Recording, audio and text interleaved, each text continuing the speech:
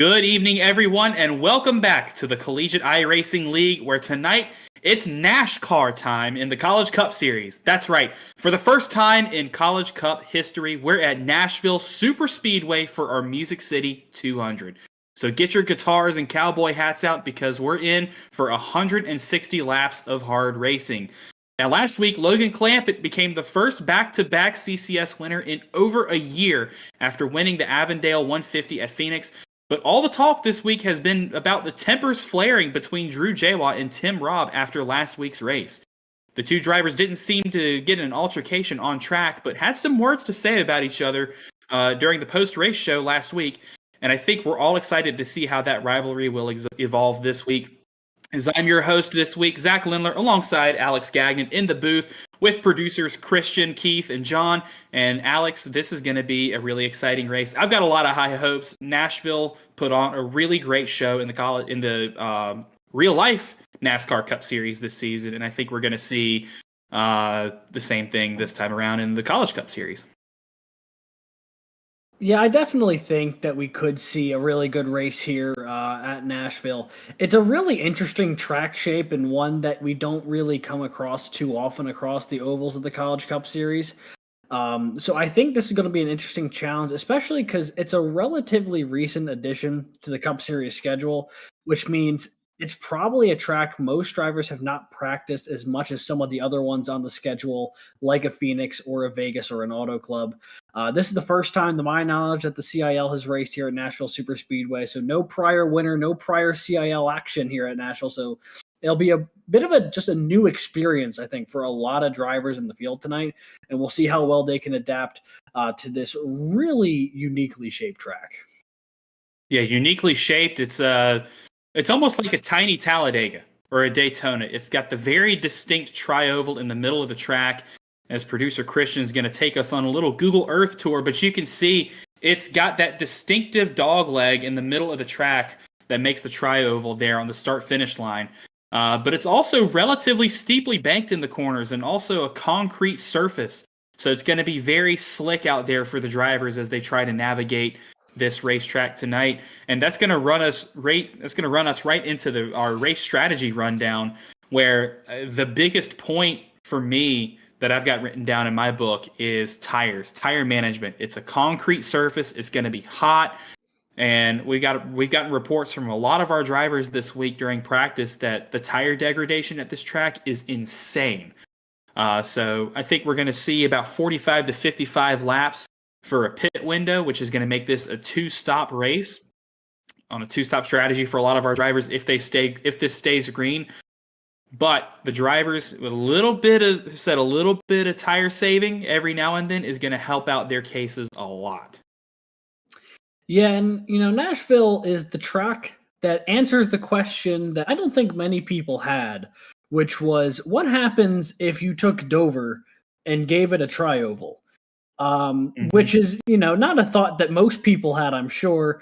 But that concrete surface with, long straightaways and pretty highly banked but narrow corners not necessarily narrow corners, but definitely high bank corners is going to create, to your point, just a lot of wear and tear on these tires. It's not going to be good for the long-term health of them.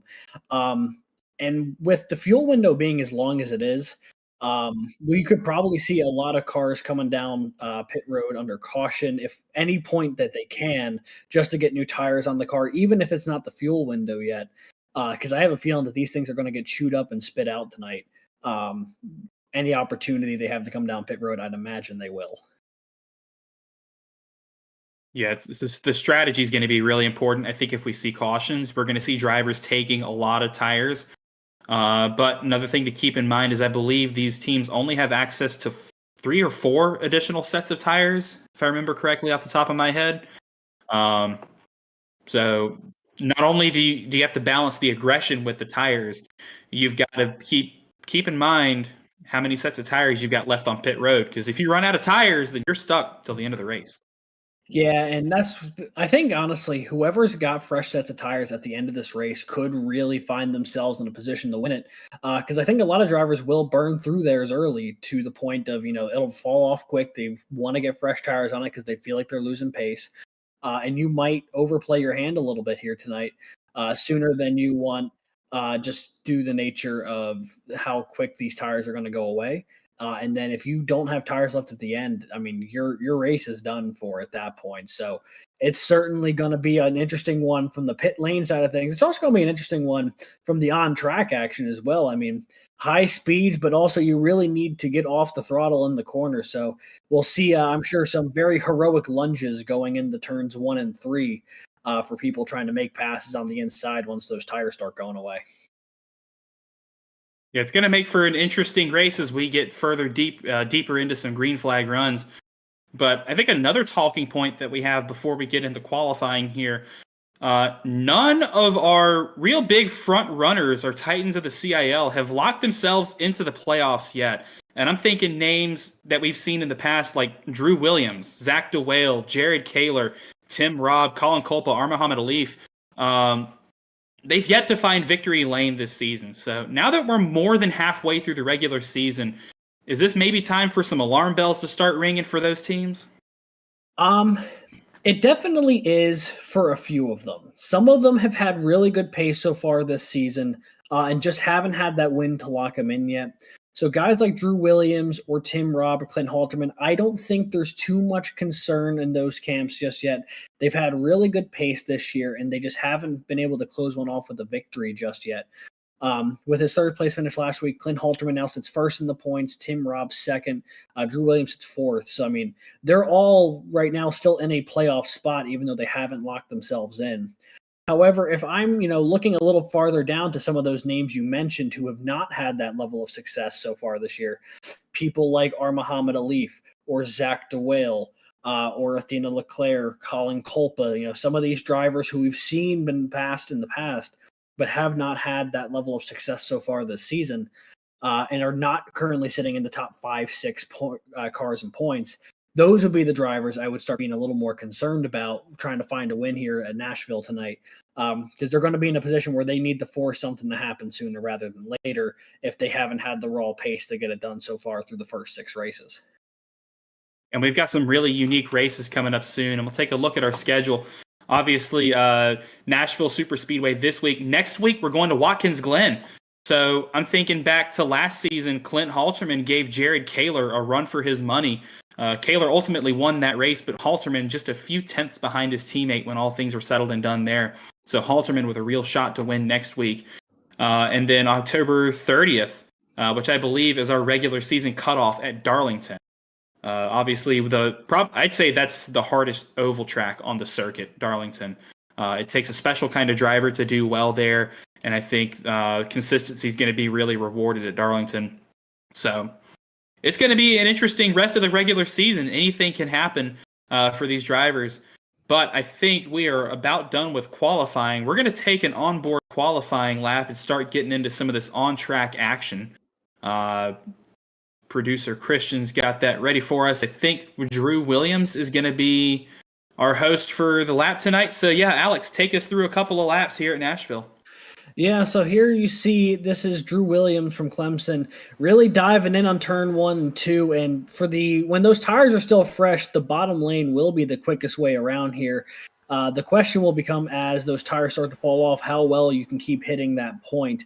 You can see that, that big wall of concrete in the corner as you start to dive your way in, how imposing it can be if you start sliding up the track. But Williams definitely hugged the inside there for both 1 and 2, 3 and 4, and then dives down to the apron, just trying to cut a little more time off this track through the tri-oval. And now you see this time around a little bit higher up the lane. Couldn't get that car quite all the way down to the apron, so that might cost him a little bit of time here. We'll have to see where he ends up once the final grid is set, but you can see that even on fresh tires, that car doesn't always want to go all the way down to the yellow line. And then once again, through the apron and the tri-oval, cutting off a little bit more track, getting that little extra 100th of a second. So we probably won't see too many cars going through the apron during the race if they can help it, just through the nature of how narrow that window is. But for qualifying, you will absolutely see drivers taking that line. Yeah, and as the qualifying results roll in and become validated, we're going to hopefully have that starting grid for you here soon. But you can see our countdown to green there at the bottom of your screen, as well as our point standings scrolling down the bottom. Just a quick look at those before we get started. As Alex said earlier, we have 4 drivers locked into the playoffs right now, all of which are in their first full time in the College Cup Series. Drew Jawa, Chattahoochee Tech, Timothy J. Moore from, where is he from? That just escaped me. Manhattanville College. Manhattanville College, that's it. Our Daytona 250 champion. Logan Clampitt, former Coke Series driver, and our only multi-time winner this season. He's locked himself in. Matt O'Brien as well. The rest of the top 10 at the moment: Clint Halterman, Tim Robb, Drew Williams, Matthew Morton, Duncan O'Connor, and Colin Culpa, as well as Jake Cummings, Dylan Godinez, and Athena LeClaire fighting for those last few positions to point their way into the playoffs. But it looks like the grid is out on this overcast, almost rainy day in Nashville, and we're going to take a look at tonight's starting grid for our Music City 200.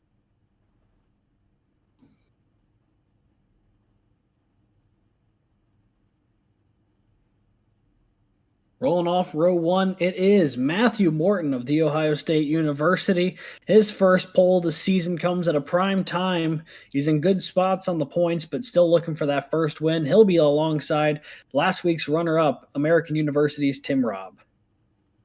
Row 2, it is Clint Halterman, another podium finisher from last week from UNC Charlotte, alongside Duncan O'Connor of Nova Scotia Community College. Row 3, Matt O'Brien of Michigan Tech, alongside Drew Williams from Clemson. Row 4, Colin Culpa from Indiana University, alongside Garrett Vighton from Arizona State. And in row 5, it is Logan Clampitt from Cal State Fullerton, alongside UNC Charlotte's Jacob Wiest. Looking at row 6, it's going to be Austin DeLong from the Penn College of Technology to the inside of R. Muhammad Alif from Ball State University. Both of those drivers looking for their first win this season. Row 7, Lucas Moody, Ball State University, Sky Schreck from Oklahoma University. Tim Moore from Manhattanville College and Logan Smith from Auburn will make up row number 8. Row number 9, Matt Nordberg from NC State and Jake Cummings from Wingate University. And we'll take a look at our top 10 rows. Andrew Stagey from Ball State University and Major Monsivas from Texas A&M International. We're going to look at the rest of the grid later on, but these drivers are about ready to go. It's Matthew Morton as the control car to the inside of Tim Robb. They're going to hit the gas in the restart zone. Barney throws the green, and it's time for some NASCAR in Nashville.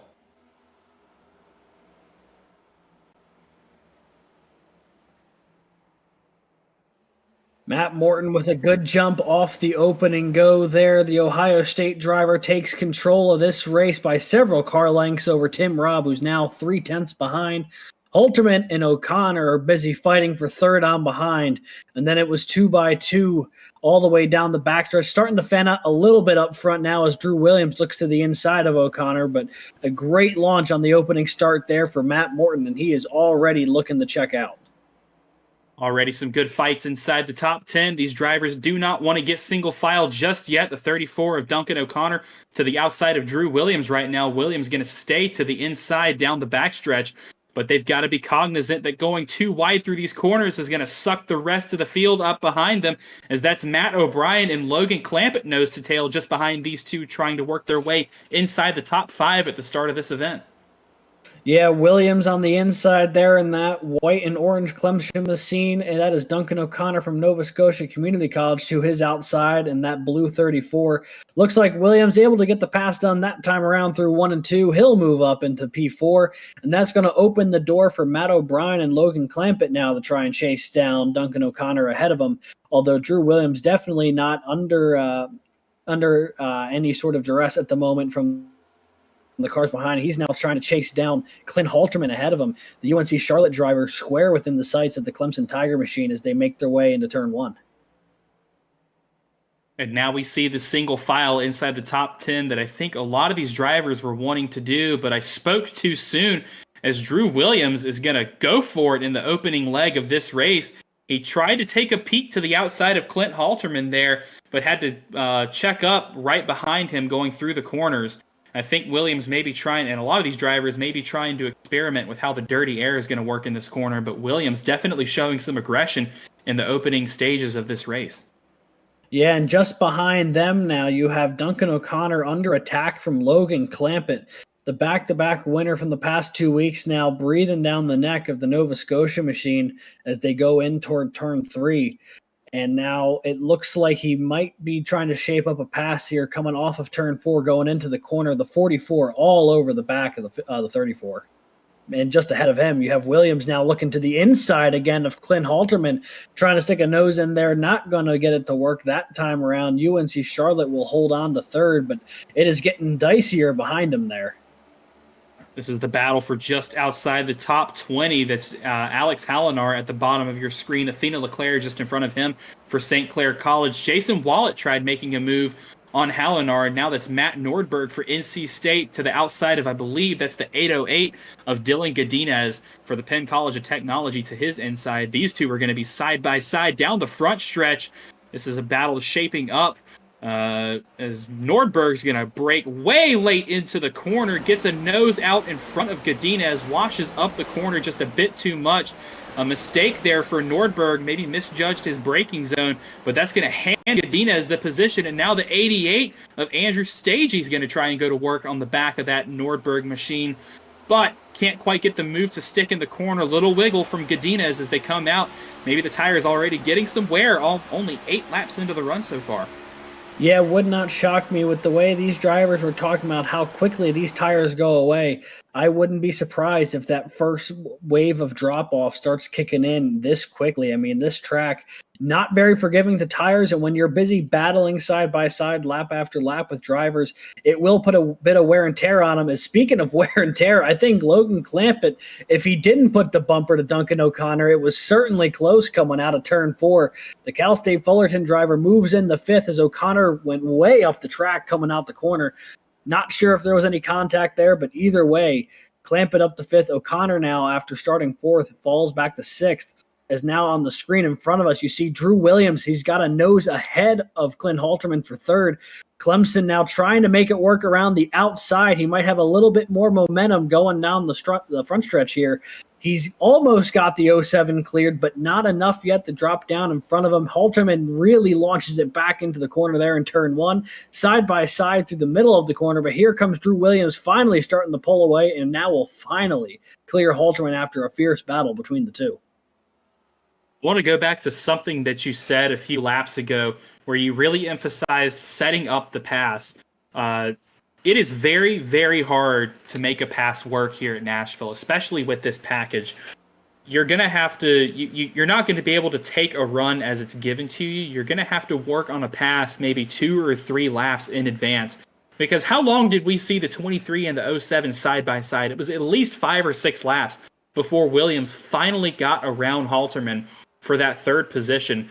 And that battle has now unlocked a 5-car battle for the lead as Logan Clampitt has slowly and methodically worked his way up here. And I think a bounce there for Robb, and that is going to gift Williams P2 and maybe even send Halterman and Clampitt by, as Clampitt now dives to the bottom, gets underneath Robb. Halterman was able to get by, so a mistake from Robb already, and maybe, just maybe, fighting that car a little bit with these tires.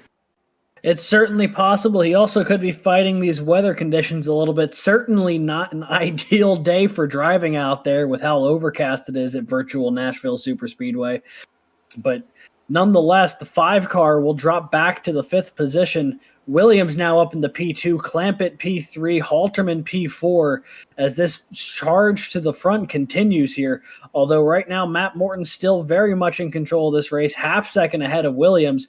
Although the person he's running away from might change in a second here as now Clampitt sends it down to the inside. Will he try and slide up the track? Just able to do so. The pass made there by Cal State Fullerton. Clampitt up to 2nd. Williams has to drop back to 3rd here on lap 14. And of course, right when I start talking about how hard it is to pass at this track, Clampitt does it in half a lap. Yeah, I mean, he had a really good run going. It looked like the 23 didn't get a good exit off of 2, and it looked like the Clampitt machine really did and just drove on by Andrew Williams to the inside there. And, you know, it's not the easiest thing to do, but if your opponent doesn't get off the corner cleanly, it is definitely doable to try and make that pass work. while you have the tires to run that inside line without getting on the brake too much. And that's exactly what we saw there from Clampitt, who not only has passed Andrew Williams, but is now starting to make significant progress on our leader, Matt Morton. And both of those drivers that time got a little loose coming out of turn 2, so they're definitely starting to feel the wear on these tires as Halterman gets a little bit of a look underneath Williams, just enough to send him up to the high line. But I think we're going to see in about 5 or 6 laps or so where that high line is going to start to prevail over the bottom as these tires get worn in. Looking a little further back, just inside the top 10, that is Austin DeLong. This is the battle for 7th. Austin DeLong at the front of that pack. You've got Duncan O'Connor on the left side of your screen. Garrett Vighton just behind him, and Jake Weiss to the right. Last car inside the top 10. All of these drivers running nose to tail at the moment, really trying to get in their groove and get these positions early on in this race before we hit our first run of green flag pit stops. Yeah, as you see here on board on the bottom right side of your screen with Vighton, you can see what the drivers are seeing as they go into the corner here and how tough it really is to maneuver once you're in the corner. You just kind of make sure you hit your line right, and you got to pull out of the corner as easily as you went into it. Otherwise, you're going to start really losing some momentum there. As we saw, and Clampitt has taken the lead away from Matthew Morton while we were taking a look at the battle inside the top 10. Cal State Fullerton's Logan Clampitt to the point here on lap 18. Matt Morton, though, definitely not giving up the fight just yet as the Ohio State machine all over the back bumper. Yeah, Clampitt made that run to the front of the field look as easy as I've ever seen it, but it's a testament to his skill and I guess his years in the Coke Series as well, of running at the highest level there is in sim racing, but also his experience. Both of these drivers have a lot of experience in the eNASCAR College Series, which I believe is racing tomorrow night at Charlotte. We've got a few CIL drivers making up the field, and all three of those divisions, the A, B, and C mains. Yeah, and it's always fun whenever you get to have CIL drivers getting their opportunity to show their stuff against drivers who are also not in this league. You know, they get to take their talents and compete against some other drivers, get a different blend of competition, get a different experience, then the opportunity to come back here, take what they learned from that, and show it off against one another here in the Collegiate iRacing League. So certainly a great opportunity for them to get a little bit of experience against some other names that, you know, are very talented iRacers themselves, but maybe not ones that they race against weekly here in the CIL. So that'll certainly be fun.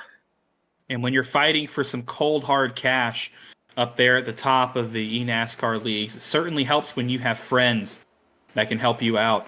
But all these drivers in the championship fighting for some cash at the end of the season. We've got our crown jewel races. In fact, I believe both Watkins Glen and Darlington are cash payout races, as well as our championship at the end of the season. So a lot of money on the line for these drivers that are really at the top of the league, literally.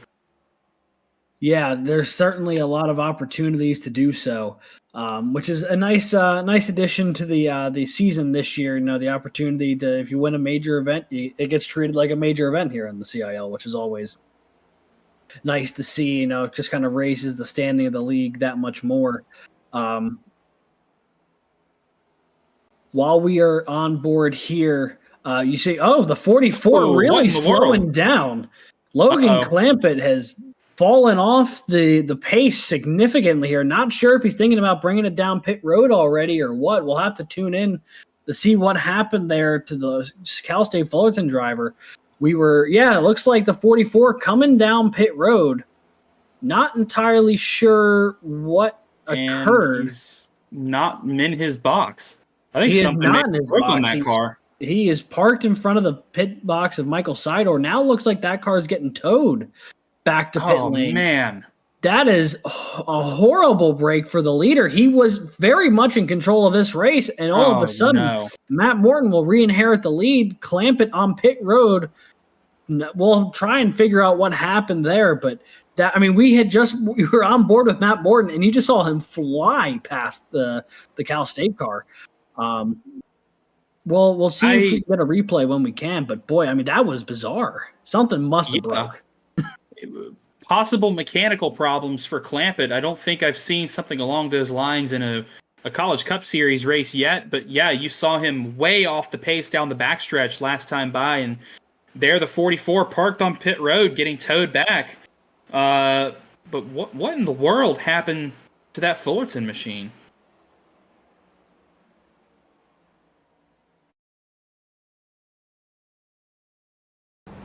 So riding on board with Clampitt coming out of turn 2. This was about 2 or 3 laps ago in race.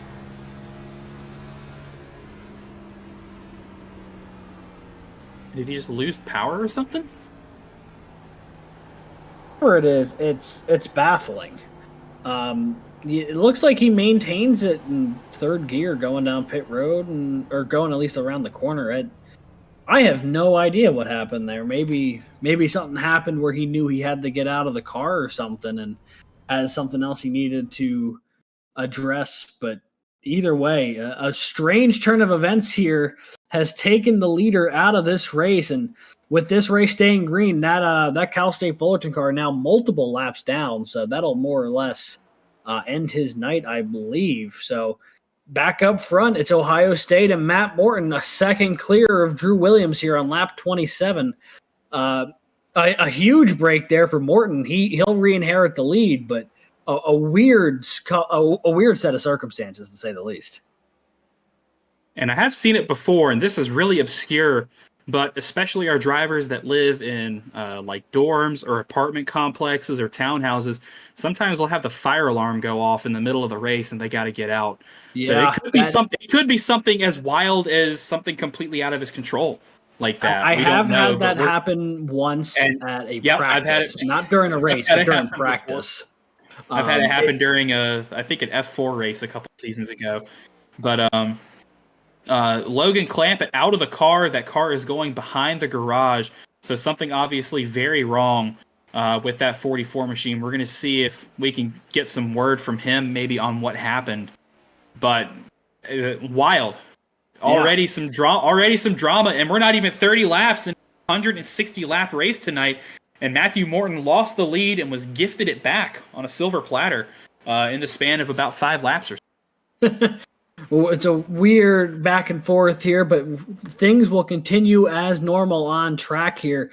Quick rundown of your top 10 as they run here on lap 30. It is Matt Morton from Ohio State who currently holds the top spot, 1.2 seconds over Drew Williams from Clemson University. Third at the moment, Clint Halterman from UNC Charlotte. American University's Tim Robb is fourth, with Matt O'Brien from Michigan Tech rounding out your top 5. Austin DeLong's had a good start to this race so far. He's currently in the 6th position. Oh, now score him 7th for Penn College Technology. He was just passed by Duncan O'Connor from Nova Scotia Community College, trying to rebound from a rough start to this one. Garrett Vighton currently rolls in 8th for Arizona State. Drew Jawa from Chattahoochee Technical has moved his way into 9th. And Jacob Weiss still hanging inside the top 10 here as he is rounding out our top 10 racers. Meanwhile, just a moment ago, I mean, you can see some heavy contact there between Hallinar and Leclerc. Luckily for both of those cars, they keep it in one piece, but you know, you could see the air get taken off the back bumper of, I think that was the 61 or the 057, just right off the bat. You saw that shake. Yeah, you saw the air come off the back of Hallinar's car, get that little bit of a vibration, and then contact between the two. Man, what a phenomenal save by Hallinar, though, to keep that car straight, because it looked like it was going straight for the wall, and then he corrected it back and got that thing around the corner. I don't know how he did that. So early contender for play of the race right there to save that car. But yeah, Godinez, Leclerc, and Hallinar going at it right there. That's back the 057 and the 61 up a little bit, and now the 7. I believe Schulenberger is going to be leading that line at the moment. This is a 1, 2, 3, 4, 5, about 5, 6 car battle here to try and work their way back up inside the top 10. Yeah, you see here. Oh, we've just received word that it was sickness that has caused our previous leader Logan Clampitt to step out of the vehicle here. Sounds like he wasn't feeling too well and did not feel he was able to continue. Whoa! As Hallinar sideways, can he catch it? Sideways again. And he saved it. What a save from Alex Hallinar. Boy, the 057 there trying to get as horizontal as possible with the corner without going around. Luckily, he's able to catch it. He'll lose a ton of spots in the progress, but he does keep that car forward. So a big moment there for Hallinar. You can tell the tires on that machine certainly not happy before the spin, and I can't imagine they're any happier afterwards. But yes, so we have received word Logan Clampitt out of this race officially due to illness. Well, Logan, we hope you feel better, and we'll hopefully have you back next week. But I'm sure he's thankful for that lock-in he's already received threefold into the playoffs, 3 wins this season. Yeah, it certainly doesn't hurt. Not at all. It'll take the sting out of what will likely be a last-place finish here a little bit easier. No stress there for the 44 team. No, certainly not. So here's the replay of what happened to Alex Hallinar a moment ago. He is that green car with the B on it for Binghamton University.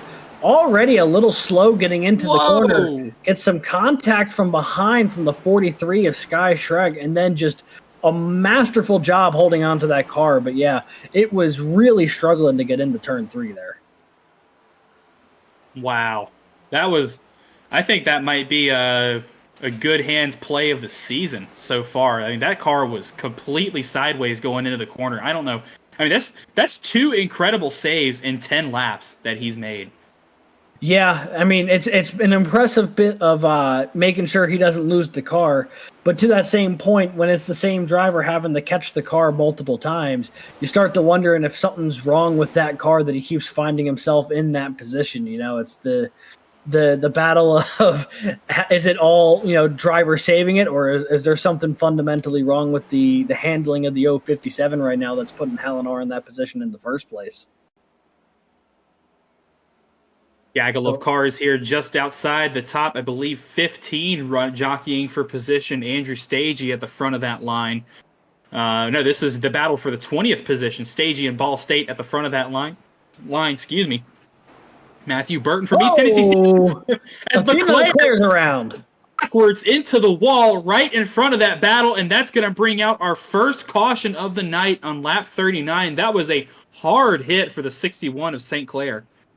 The hood is missing from Athena Leclerc's car. The front of that car is gone. Cooked. The smoke's billowing out of that machine. I would not be surprised if Athena Leclerc's day is done here on lap 39. I mean, that car looks absolutely devastated. Smoke pouring out of the engine like that, that's not a good sign. Yeah, it definitely, I mean, yeah, under no circuit. The only time that much smoke is a good thing is if you're having a campfire, and, the middle of the backstretch is not the place to have one. But, yeah, man. First caution of the night flies on lap 39, and I think we're going to see everybody come down pit road when the pits open. But before then, we're going to take a look at the crash that brought out this caution. I'm wondering if maybe she had some help going around. As there you see on the right hand of your screen, everybody coming down pit road. We're going to see who makes it out first. There's Williams into his pit box, just ahead of him. Everybody is in. Halterman, I think I see Burton as well. Oh, an early car off pit road that wasn't Matt Morton. Not sure who that orange and black car was, but a quick stop there. Couple of quick stops, actually. Looks like Matthew Morton's going to be a little slow there. Third car off pit lane. Matt O'Brien and Drew Williams battling for the 4th car off, but there was a couple of cars who were really quick on the gun. I wonder if they only took 2 or just fuel or what the plan was there, but a couple of cars flew out of pit lane. I think I'm seeing where that's Sky Shrek and Edward Sanchez. They're at the top of the order right now. They're scored first and second. I'm wondering if... Oh, no, because Shrek wasn't the first car out. It was an orange and black car. I'm wondering if that was the Auburn machine of Smith. It might be. I wonder if it was also... Oh, there it is. Oh, no, they were scored laps down, so they'll be pitting with lap traffic. But yeah, still someone who came off of pit road really. Geez, contact there between the 02 of Jonathan Eggy and the 43 of Sky Shrek. Can't imagine either driver's going to be particularly happy about that one. Eggy trying to get into his pit box as Shrek was trying to go under. a replay here of what happened to Athena Leclerc 2 laps ago. We'll see what happened to destroy the 61's night here. Running underneath the 808 of Dylan Godina as this is going to be coming out of turn 2 down the backstretch, and it looks like, just some contact. Leclerc came up into the bumper, tried to clear herself, and head on into the wall coming out of turn 2. That is a hard hit, and yeah, I think it's safe to say that her day is done. Yeah, that's that car's gone.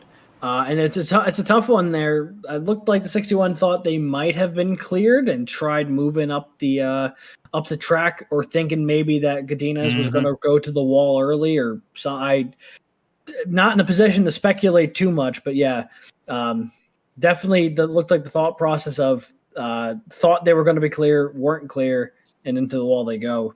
I think Godinez is also lucky to not have gotten heavier contact than they did. I think that's another St. Clair car that I believe Tristan has Leclerc, who needs to. I imagine who needs to take a wave around. Gonna take the wave around here. Yeah. The scoreboard has not doesn't look like it updated to say that they're there. So I don't know. Maybe they are indeed the leader, and the scoreboard hasn't updated it yet. But it looked like from Morton on back, it looks like they've gone 2 by 2, except for these first 3 cars, which makes me wonder if there needs to be a wave around and they just haven't taken it yet. It looks like Leclerc is going. There we go. Bit of a delayed one there, but now they're going. Here goes the other 2 cars. Okay, so now with all that settled, Matt Morton, Drew Williams will be row 1, Matt O'Brien and Clint Halterman row 2, Drew Jawad, Duncan O'Connor row 3 on this restart here that will be lap 43. Only 1 caution so far, a long green flag stint to start, but now with everyone on fresh tires, you got to imagine the aggression level is going to kick up a level. We're going to see the beginning of the race once over again. We're going to see everybody side by side jockeying for position, but they've got these new fresh tires. They know there's going to be at least probably 2 more stops before the end of this race. So stand up, get on the edge of your seat, because we're about to see some great CIL action. It's Morton, the leader, to the inside of Drew Williams, Ohio State and Clemson, and Ohio State's going to get a great restart out of the restart zone. Barney throws the green, and we are back to racing here in Nashville. Matt O'Brien got such a good jump on the restart that I wonder if the stewards going to have to look at him for getting around the 23 of Drew Williams. I mean, the 043 looked like it was launched out of a cannon and was tethered to the back of the 13 as they went through the tri-oval. Not sure if that was the case or not, but right now, I mean, Matt O'Brien up into second, Williams third, Jawad fourth. And the yellow flag is out once again. Was not from anything that we caught live. We'll have to try and figure out who got the short end of the stick. But yeah, so maybe Edward Sanchez. He looks like he's trying to catch back up to the field here, as does Tristan Leclerc. 49 of Leclerc, yeah. Not Athena Leclerc, Tristan Leclerc. There's 2 Leclercs on St. Clair. And they spell it differently. They really have become a commentator's worst nightmare, haven't they? two different drivers for the same team with different spellings that sound the same as the school they drive for. It's a tongue twister, that's for sure. The caution comes out on lap 43 just after the restart, and I think cautions are going to start breeding cautions as we're going to try and take a look at the replay of what brought that out. But drivers, man, they got baited with another green flag, and the inside line got an incredible restart, but nothing to do with it there, as we're going to take a look at the incident that brought it out. Edward Sanchez from Baruch College. Oh, and it looks like that started with the Clemson drivers. Who is that? That came out of nowhere. That the 65 there would have been Tyler Klingensmith in that orange and black machine. Doesn't look like that paint scheme loaded it quite 21 there. 21 there had a hard hit with a 26. Lucas Moody from Ball State.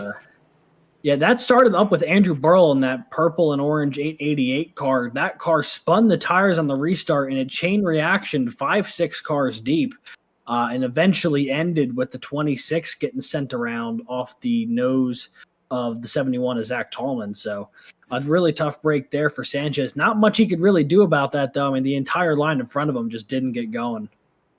Nick Stockner, his teammate, also involved in that incident as well. I think Stockner was the car right behind Burrell, those two Clemson drivers getting into it together. So maybe some words being exchanged on the team radios now.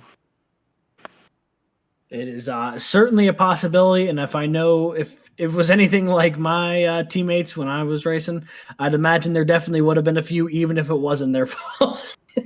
Just the nature of the beast. What be are like, you doing? it really would be like that. Like, come on, I'm already sideways. You didn't have to add to it.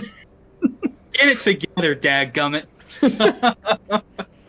But I digress. Only 2 cautions in, but with one coming right off the restart, you got to imagine that drivers have to be a little more cautious here on this next restart, knowing that you can spin the tires when it's cold tire on concrete. It's a lot easier to do than if it's asphalt, and I think drivers are going to be a little bit more mindful of that this upcoming restart to try and avoid what just happened there. Obviously, no takers on pit road that time by.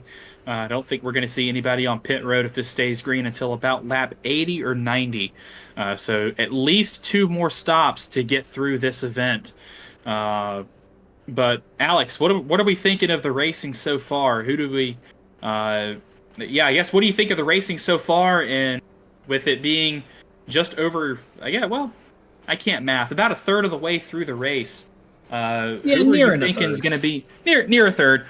Are there any way too early contenders for the win? It is definitely way too early to tell, but Matt Morton put it on pole, has looked really fast, and the only car that's looked faster than him is currently scored last out behind the wall there in Logan Clampitt. So I really am curious here to see what happens with Matt O'Brien actually on this outside line. He's already picked up a win this season. He knows how to get it done here in the CIL. And he looks like he's brought a pretty fast Michigan Tech machine here. He had a great restart on that last one, the jump ahead of Drew Williams. Now restarting on the outside, can he avoid facing the fate that he just put Williams under? Can he get that kind of restart now that he's on the outside? That'll be the question. The other person to keep an eye on, I think, is definitely Chattahoochee Technical's Drew Joie, who has silently worked his way up into the top 5 here and is now within striking distance of the lead here. If we start getting a green flag run, that number 3 car has looked really fast all season, and he's now in position once again here pretty early on in Nashville. Couple of other drivers I've got my eye on right there at the bottom of the top 10 in row 5 for this restart. Ball State's Muhammad Alif and Indiana University's Colin Cole. Alif looking for his first win this season. Culpa looking for his first CIL win in the Cup Series. The reigning alumni champion looking to get some done here tonight. He's had a great season, but they've got a long way to go as once again Matt Morton in the lead as the control car, Matt O'Brien to the outside, and Morton gets a great restart as Barney throws the green. Yeah, that inside line has looked like the dominant place to be on these restarts. Now Matt O'Brien going to try and hold on the second there on the outside of Drew Williams. Not sure if he's going to be able to hold on. It's getting a little close, but Williams does have the edge here as they make their way into 3 and 4. Now he'll complete the pass. O'Brien will slide into the third as Joie will now try and hold off Duncan O'Connor, who looks to the inside there. Nova Scotia Community College battling for 4th as they make their way across the front stretch. And SCC and Chattahoochee side by side for that 4th position. Those two drivers, neither of them willing to give an inch of space to each other, especially on corner exit as the battle for the lead. Looks like O'Connor just plummeted down the timing table. Going to take a look and see what happened. And it looks like he might have gotten into it. Might have had some help coming off of turn 2. I think we're going to stay green for the time being. Yeah, there was a brief replay of it. He was definitely sideways in the grass on the backstretch. We'll try and find a replay of what happened, but he was alongside. He looked like he just got loose. Tried catching it, and then a bit of help from the 42 when he was trying to save himself on the backstretch. That's a really tough place, though, to try and save a car that's loose when you have everyone in the field bearing down at full speed behind you. Old tires on a cold track, of course. Overcast weather today. So it's going to make him very, very slippery, and it looks like the 34 just didn't get his tires up to the temp that he wanted them. Just overdrove the car coming out of turn 2, but it looks like he didn't pick up a ton of damage. He should be able to get that thing right back out on track, especially with the no caution. Didn't have a caution that came out for that since he spun to the infield. It doesn't even look like he lost a lap. He might have lost a lap, but I don't think he did. I think he's still on the lead lap here. He's just going to be at the tail end of the field. It looked like he was scored 30th.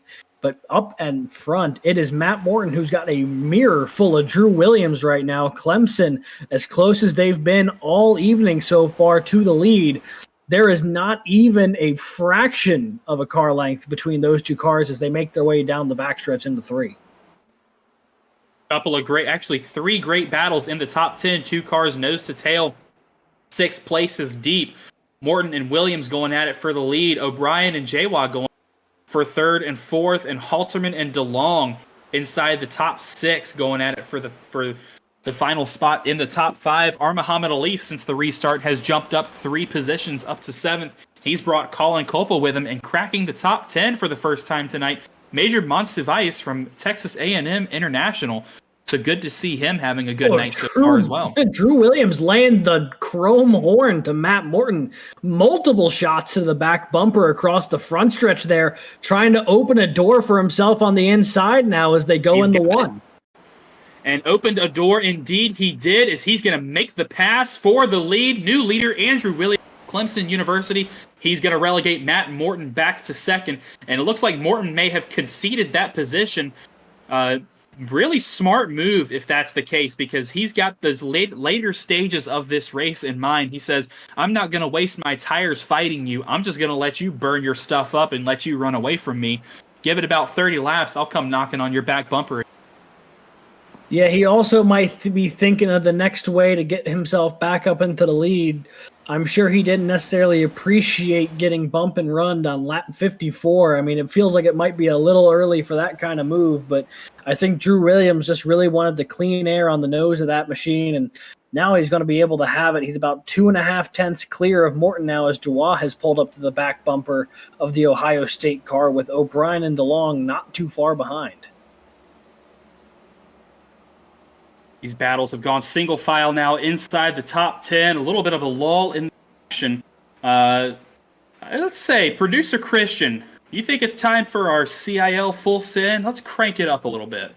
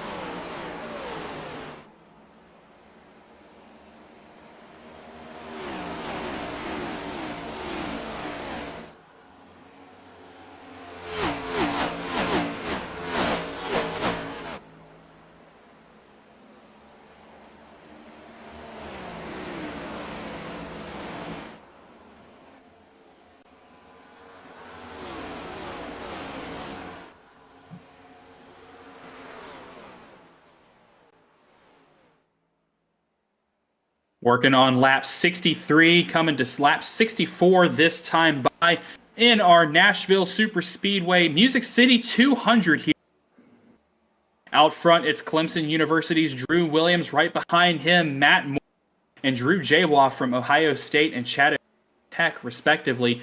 But don't count out Matt O'Brien and Austin DeLong, as we've got two battles inside the top five, one for the lead and one for fourth. Looking at the battle for fourth on the track right now, Matt O'Brien from Michigan Tech and Austin DeLong from the Penn College of Technology going at it right now. A lot of nose-to-tail action. We mentioned at the top of the show how hard it is to pass here at this track. You've really got to work on your pass, your moves, at least a couple laps in advance.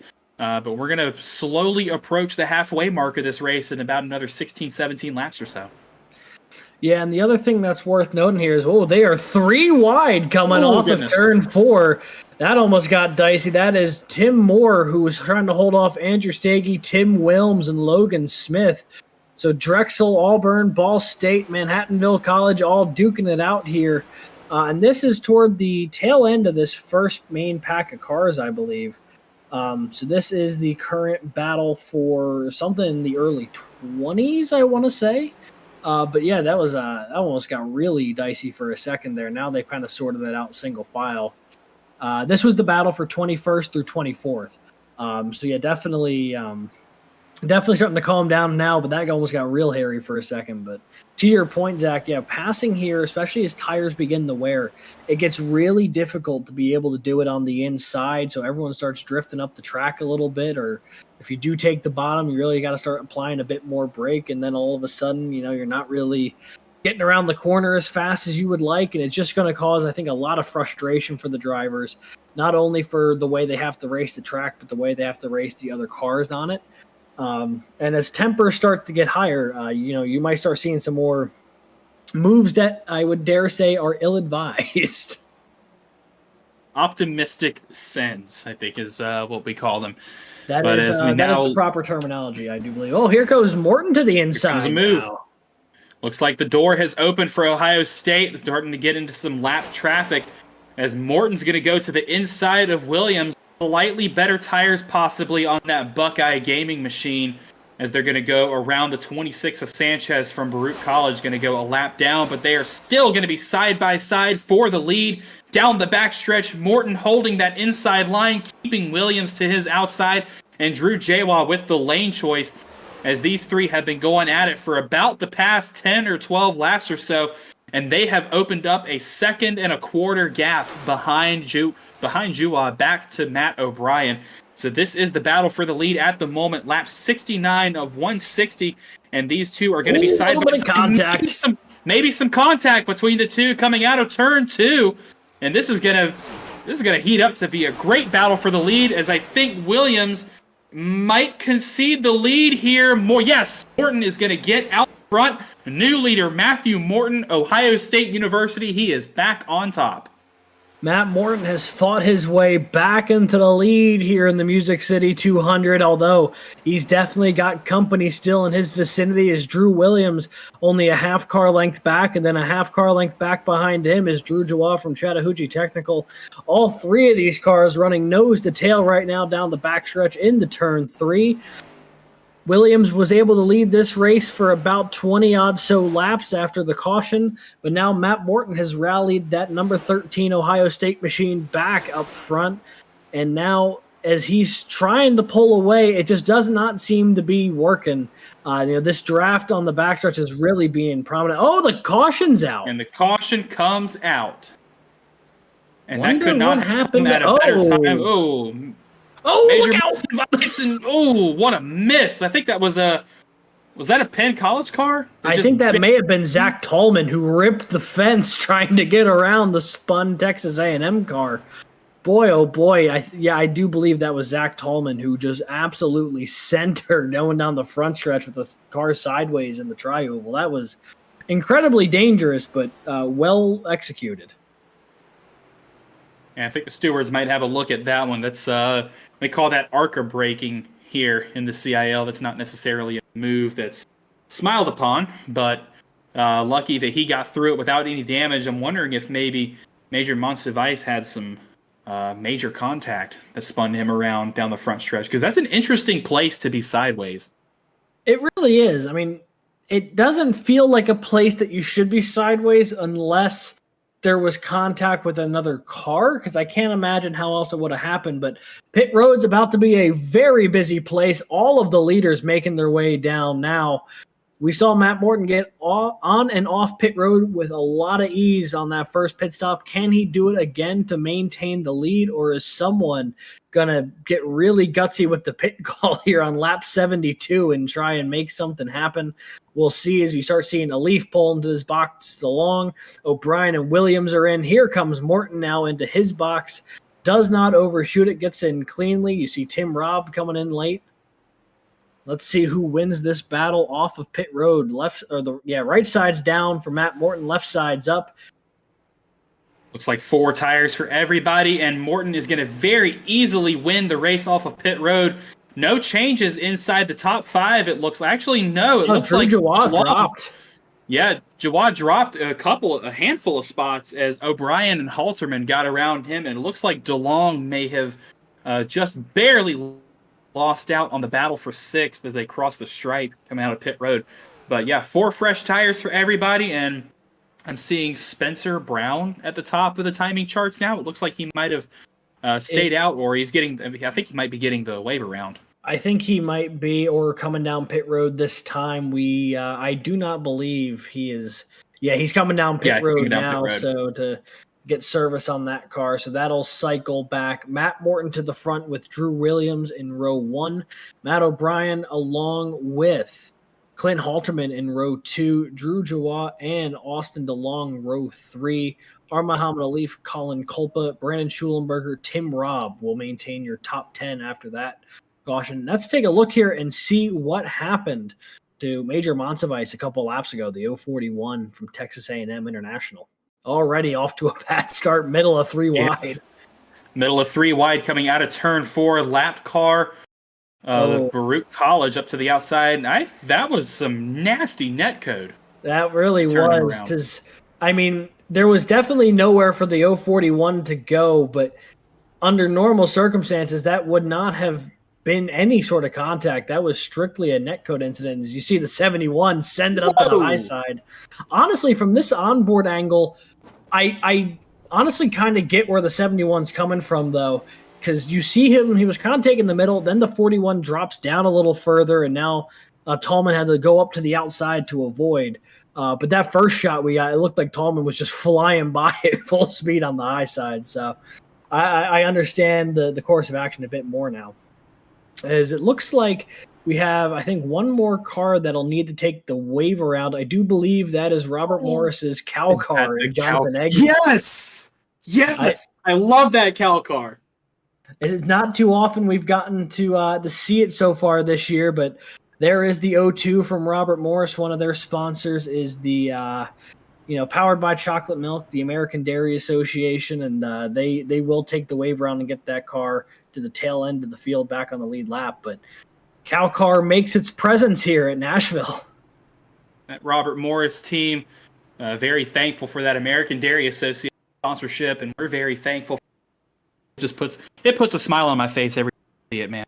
It is designed to bring joy and maybe dairy product. You never know.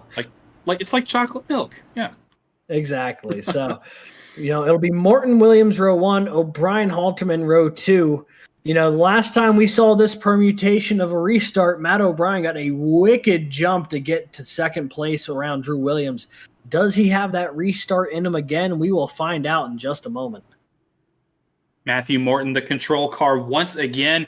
I think for every single start or restart in tonight's race, he has been out in front. He's got Drew Williams to his outside. Matt O'Brien right behind him is Clint Halterman and Drew Jawa. Behind them, Austin DeLong to the outside of Jawa. Muhammad Ali, Colin Kulpa, Brandon Schulenberger, Tim Robb will round out the top 10 as they approach the Geico restart zone. And a huge shot to the back of Morton from O'Brien as they hit the gas. Barney throws the green, and we are NASCAR racing once again. I tell you what, the plan was there once again for O'Brien. The execution went a bit differently. Instead of jumping in right behind Morton as he got that launch on the restart, he just shoved Morton to the lead around Drew Williams. But now O'Brien will have to try and track down Williams while holding off Clint Halterman and Drew Joie. That was not exactly how he expected that one to go, I'm sure, but he didn't lose out too bad, still holding on to that third position. Meanwhile, behind it, they are 2x2 as they go through the tri-oval into turn 1. And a quick update from race control on that incident involving the 041. That was deemed to be a netcode incident and no further investigation necessary. Yeah, and I think that's a fair call. It did not look like there was any contact there. It's an unfortunate circumstance for Monsivice, but if iRacing was a bit more precise in that moment with where the cars were located on track, all three of those cars would have got through that situation A-okay. So tough break there for the 041, but definitely I think the right call by the stewards. I'm looking at that 12 machine of Ball State's trying to make some moves. Went to the inside of Clint Halterman there to try and take away the 5th position. Couldn't quite get the move to stick. Halterman got a great run out of turn 2 down the backstretch. Couldn't get anything to work for Leaf, as now he's going to risk falling into the clutches of American University's Tim Robb, as there's a dogfight right behind those two between our reigning Alumni Series champion. And I think that's Jared Kaler now working. Jared Kaler and Brandon Schulenberger working their way into the mix. Yeah, definitely a couple of names we haven't seen so far too much tonight. On this top screen right now, you've got Colin Kolpa battling with Schulenberger and Kaler just around the edge of the top 10. Meanwhile, on the bottom side of your screen, you're seeing some of the action a little farther back in the pack. This is Andrew Stagey on the back bumper of Andrew Burrell. This is a battle that is outside the top 20, but still important points and positions up for grabs, no less. That was the battle for 26th as it's running on the bottom of your screen. Battle just inside the top 10 on the top side is now Schulenberger, who runs 9th, trying to close that gap down to the back bumper of Austin DeLong off of turn 4. He will be right in his tire tracks as they make their way through the tri-oval. Is on that bottom screen, 3 wide off the corner. Wallet goes down to the apron, makes his way back up, but he will lose out in that exchange, and now we'll just have to try and hold off Andrew Burrell, Major Monsivice, and a lot more company.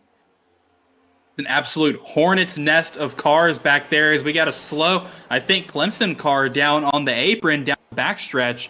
Going to check and see who that was, but they are fighting tooth and nail for position here just inside the top 10 all the way through the field. Action all across the track as these cars have yet to settle out. No, they have not. So now we are fully invested in this battle between Schulenberger and DeLong. That top screen shows the TV cameras as they run. The bottom, the onboard of Schulenberger's Ford Mustang as he tries to track down the back bumper of Austin DeLong. He's right there, just hasn't been able to get that run to try and get alongside him just yet. And as they run here, not only is Schulenberger on the back bumper of DeLong, DeLong's not all too far off from Tim Robb ahead of him. This is 7th, 8th, and 9th. And you can see this kind of straight line of cars as everyone's trying to get that little bit of extra draft, that little bit of extra air to try and make a move going down these straightaways. But everyone has the same ideas. There's some smoke on the backstretch. There was a car on the inside wall there. Caution is out. And it's his teammate. 07. It is the Wingate teammate. It was the 007 of Jake Cummings that got sent to the inside wall. Got a 2. We're going to try and get a better look at that incident, but it looks like that car might be fine, save some damage to the front nose of that Wingate Bulldogs machine. Yeah, that was a big spin. It doesn't look too worse for wear. With the amount of dirt, though, might still need to look at maybe changing the tires just for the taking the wild ride. But the overall structure of that Wingate car looks to be in pretty decent shape, so certainly could have been a lot worse for the 007 there in Jake Cummings. Yeah, we're going to try and take a look at that incident, but that's going to bring out caution number 4 of the evening as we have just passed the halfway point in this race. It's going to be a long one tonight on distance, but here is the caution that brought it out and of making contact with the 43 of Sky Schreck from Oklahoma University. And he was able to keep it out of the wall, just a scrape to the front left. Great job getting that car locked down. That was a really, really good job to avoid any contact with that inside wall. Impressive work under duress there from Jay Cummings. So may have lost some positions there from the spin, but the overall chance at a good points day will persist with that car still being in one piece. Meanwhile, it looks like Edward Sanchez will get their lap back. So the 26 of Baruch College, the lucky dog here, as we see him make his way around the field, and he'll line back up tail end of the longest line, but once again on the lead lap here on lap 85.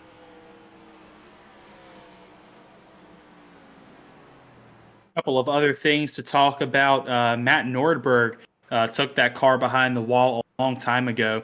Heard from his team that he smacked the wall pretty hard, knocked the car out of alignment, and ultimately had to retire that machine.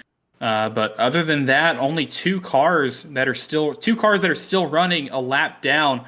Got the 28 of Quick from Ball State University and the 188 of Brown from UNC Charlotte. Both scored a lap down.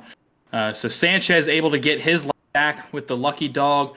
That only leaves two more cars that are a lap down, which means we've got 34 cars still in the hunt for the win here. 86 laps done of 160. Yeah, it's certainly a long way to go here from Nashville, and as we near the 10 o'clock hour, it's certainly looking like it might go the distance here. It's going to be a nice long race here from Nashville. It's going to be a test of endurance and a test of not only the machine's ability to handle a long event, but also the driver's focus. How well will they hold up as this race continues to press on? We are past the halfway point. Matt Morton has looked to be the class of the field so far, but I do think there's been a real host of contenders in that top 5, top 10. It's just a matter of who's going to be the one to try and take it away from them. A lot of these drivers in the top 10 still looking for their first win this season. Matthew Morton, of course, among one of them. Drew Williams, Clint Halterman, O'Brien, and Jaywa have both locked themselves into the playoffs.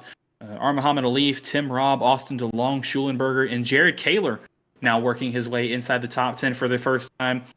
Big development this week from Jared Kaler. He announced that he's running this season a part-time schedule, so he announced that he will not be defending his College Cup Series title. Pretty big news coming from you. They've had a pretty firm grasp and chokehold on the trophy for the past for a while now. Kaler, of course, being a 4-in-a-row College Cup Series champion. So he will not be making the title fight this season.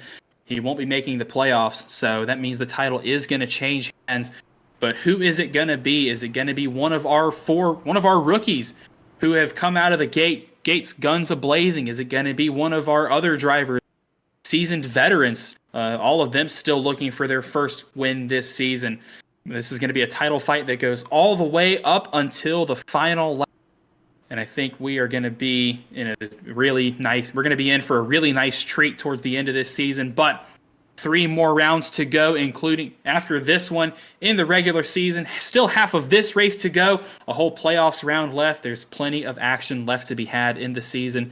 But before we get to the championship, we got to get through this race. And right now, it's Matthew Moore once again out front as they're going to lead the field to the Geico restart zone. Drew outside, O'Brien, Jaywa, Halterman, Alif behind them, and the top lane stacks up once more as Barney throws the green. We're back to NASCAR racing.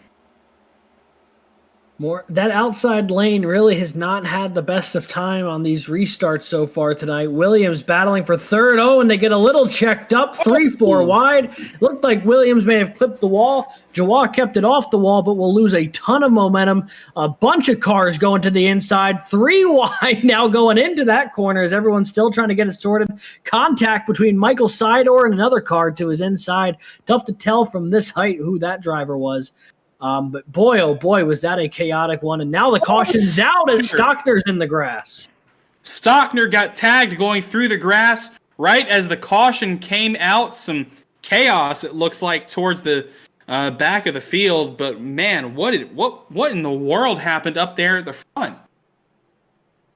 That looked like the 23 was just trying to push it a little too hard coming off of turn 2 on cold tires.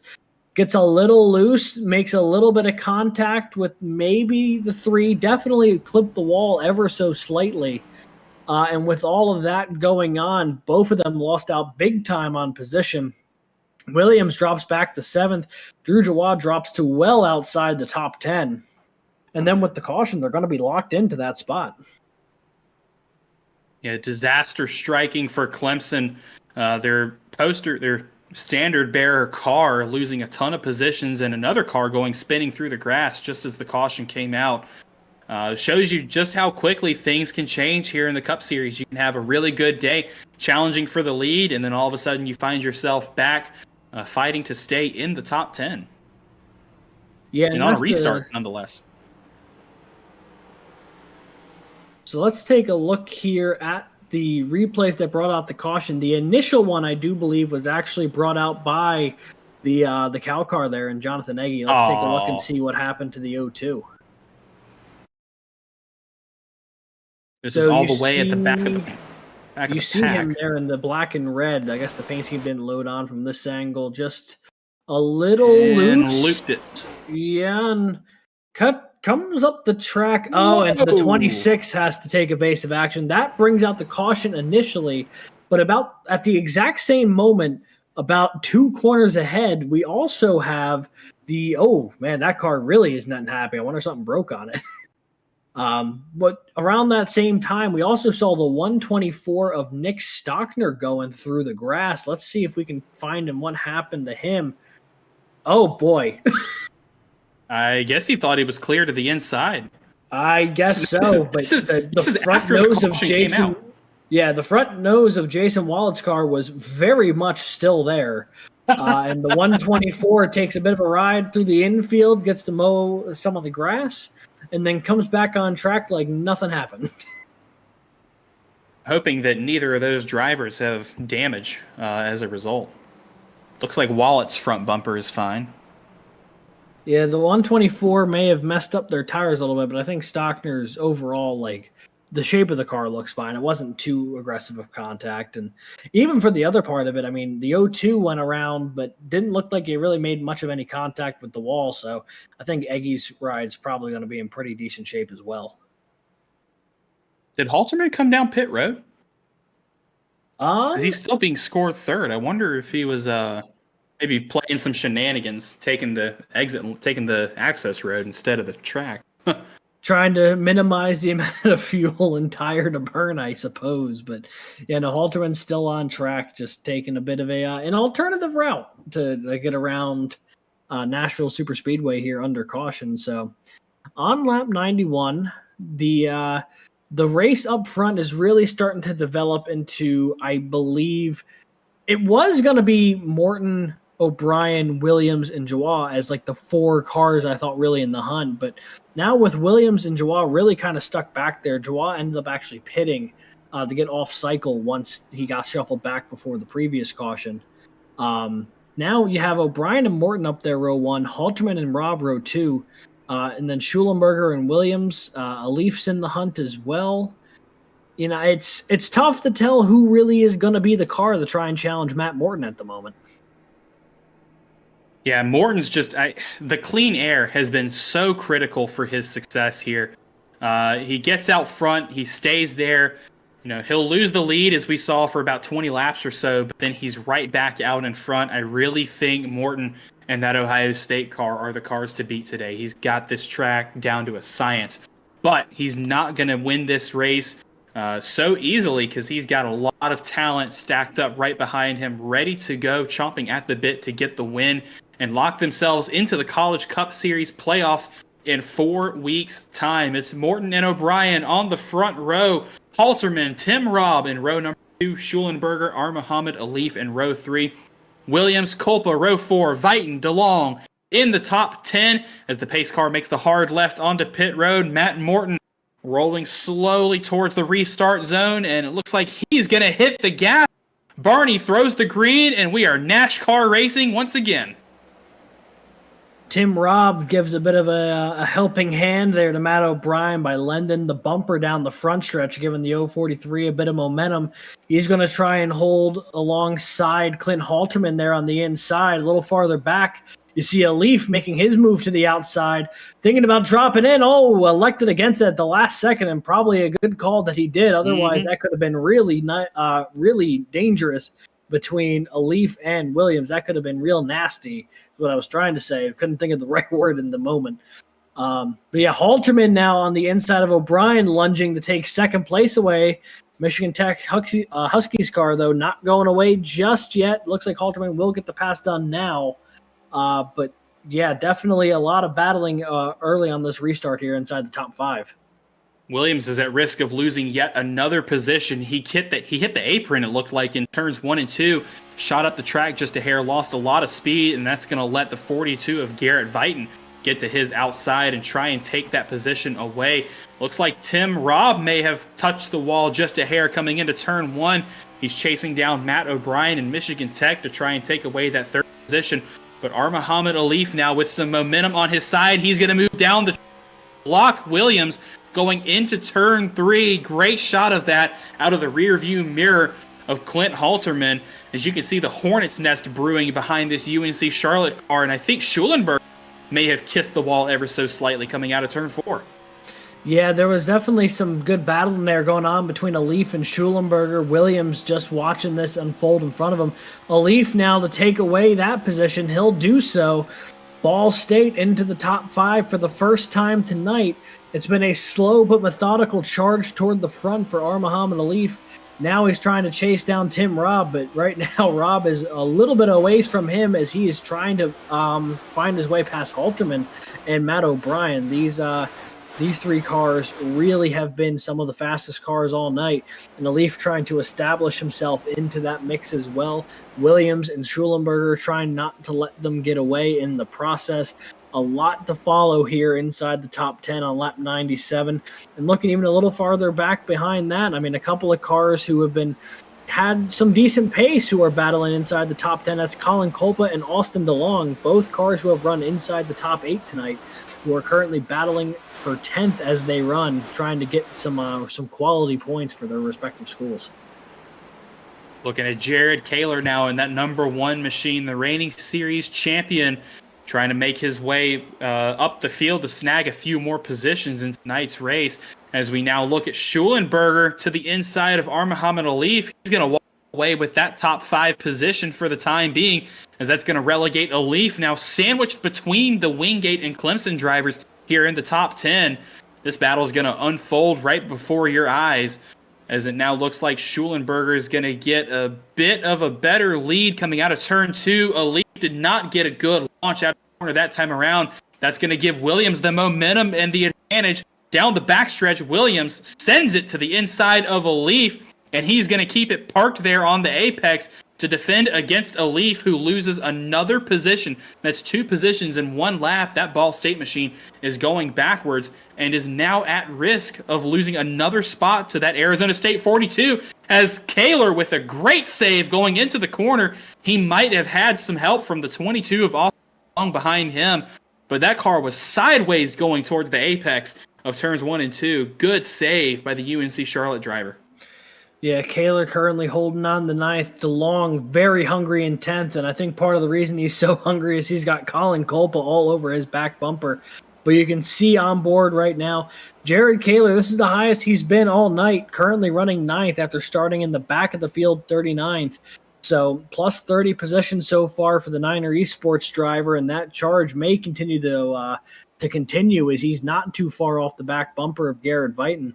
But, you know, if you're trying to continue that charge to the front, you got to be really careful not to have too many more moments like that slide we just saw a couple laps ago, because that's a great way to start losing positions in a hurry, because Austin DeLong has not let him get away just yet. About 15 or 20 laps into this run, we have just crossed the 100-lap threshold of 160 laps in tonight's Music City 200. So these drivers are going to probably start feeling the effects of those wearing tires. A shot that we saw a couple of a couple of laps ago, on the front bumper of Tim Robb, that white American University car. There's tire marks and tire specs all over the front bumper of that thing. So that goes to show you just how abrasive this track is on the tires. I mean, even on this shot from far away, you can see the little black specks on the nose and the hood of that 5 car. The tires are just getting chewed up and spit out by this track. So something the drivers they have to keep on their minds at the back of their heads at all times. Of course, you want to be aggressive. You want to try and take away the position in front of you. You want to defend aggressively against the driver behind, but you can only do so at a certain limit before you're starting to overheat the tires and wear them out more than the rest of your competitors, because you can put a lap or two of artificial wear on your tires very easily. And at a track with extremely high tire drag like this, that's going to cost you a lot on a long run.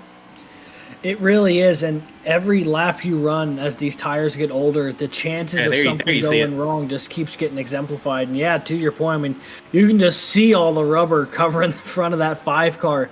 You know, the nice white paint really highlights the black rubber that's sitting on it. You probably wouldn't see it nearly as clearly on the front bumper of who we're on board with here on Matt O'Brien. Front of that car being black and yellow probably has a far less opportunities to highlight all the rubber that's being kicked up, but yeah, Tim Robb's American University machine right now showing the effects of 105 laps, soon to be 106 here at Nashville. And that's only going to continue as we still have another 50-some laps to go. Yeah, 55 laps left in this event. This is going to be a really long race for these drivers tonight. But it's going to show you that the driver who wins it is the most consistent, is the best overall. They know how to start and finish races, especially when they're long, grueling tests of endurance like Nashville is. But that advantage bar is going to go to Matthew right now, who has a 2.5 almost lead over the 07 of Clint Halterman, who's in a great battle for second right now. But we're going to look towards the back of the field at the moment. We had a great battle there. That's the 007 of Jake Cummings double defending against the 76 of Jason Wallet from Drexel University, and the 07-4 of Tim Moore from Manhattanville College, our Daytona 250 champ. Actually, that's both of our Daytona 250 champs in Moore and Wallet trying to go after the Wingate Bulldog machine, and they're going to defend off against the 3 of Drew Jaywalk. Yeah, a couple of Daytona winners running nose to tail. The way Jawad got to the back of the field is, if you remember back to when him and Williams went plummeting down the timing table a couple cautions ago. Oh. The caution came out. Instead of having the restart 15th or 16th, Jawad actually came down pit road. So he's on a completely different strategy right now than most of the field. He came down around lap 80 something or so. So his tires are definitely fresher than the field. He's definitely got more fuel than a lot of the field.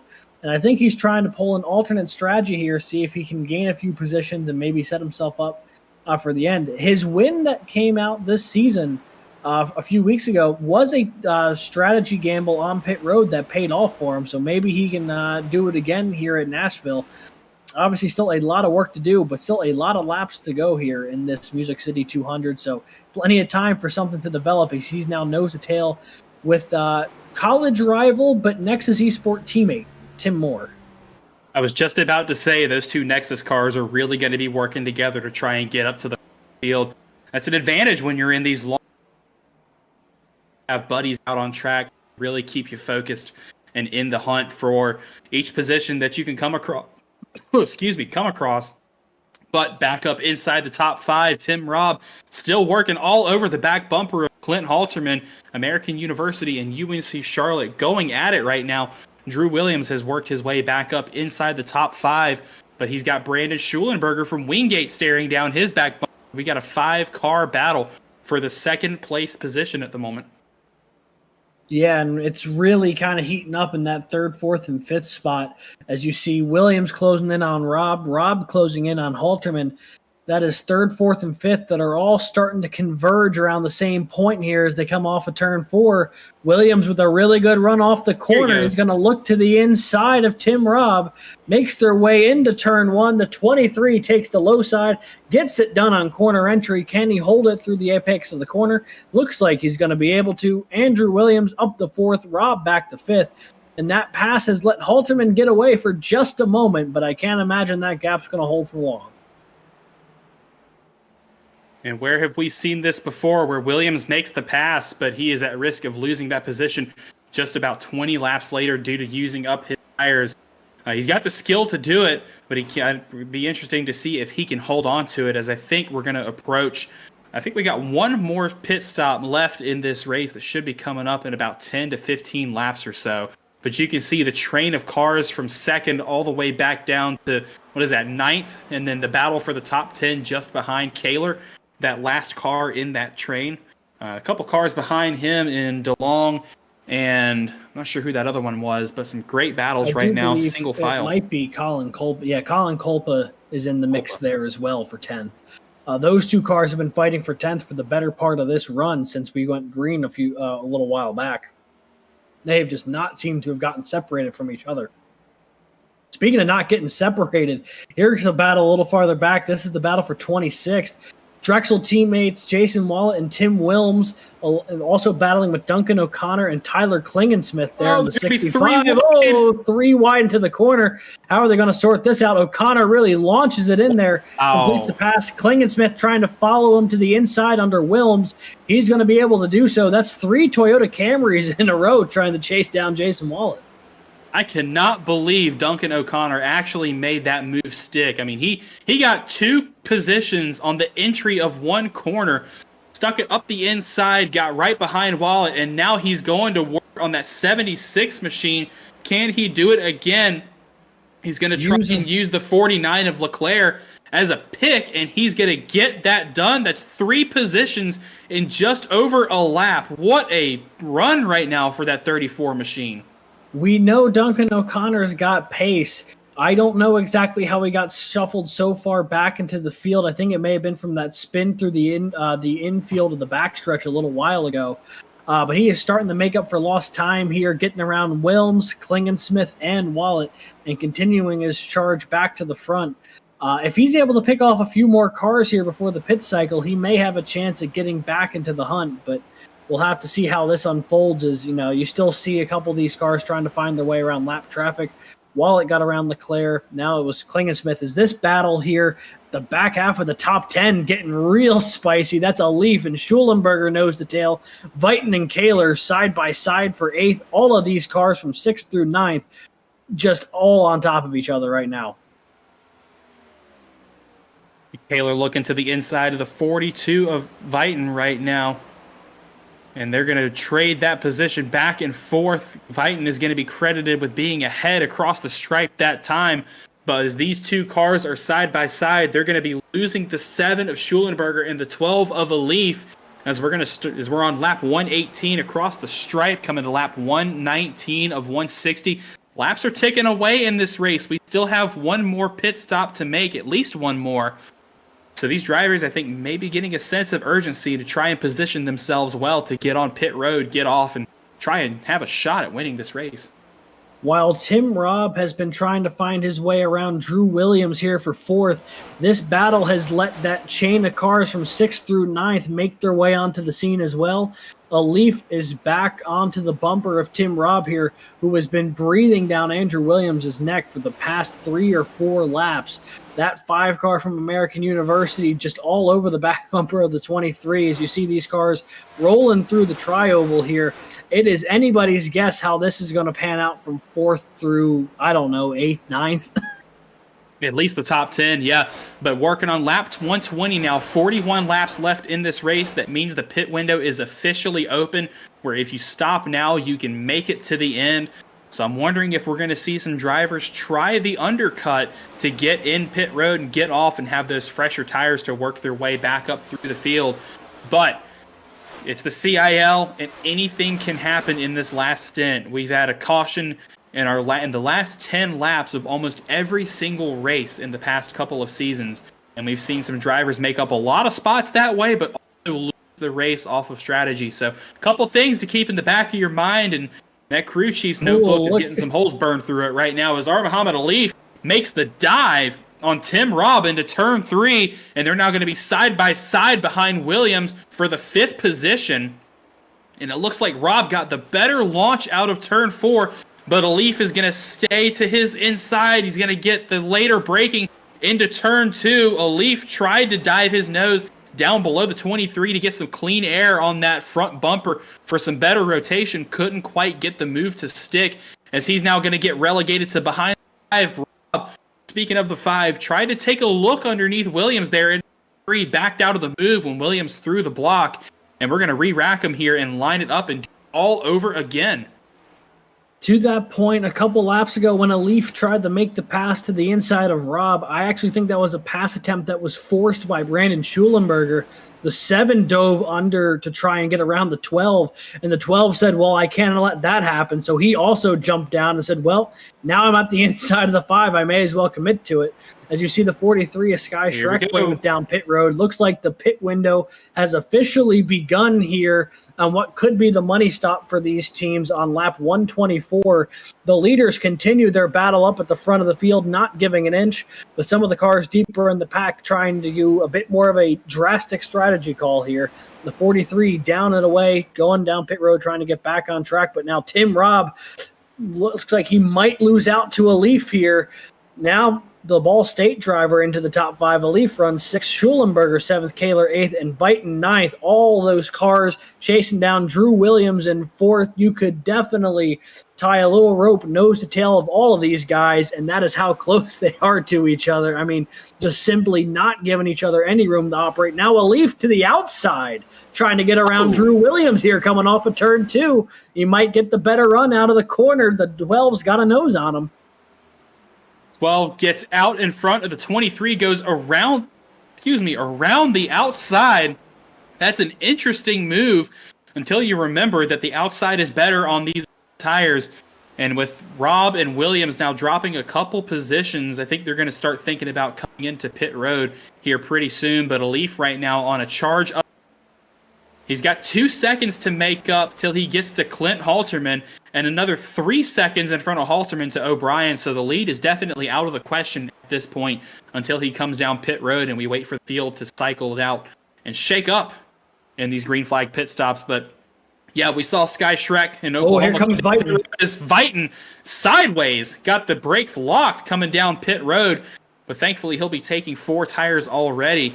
But Arizona State making the call to come down pit road. They were the last car in that battle for the front, in that front pack.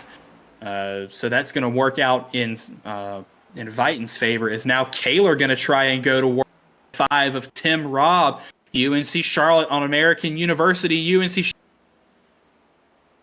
side.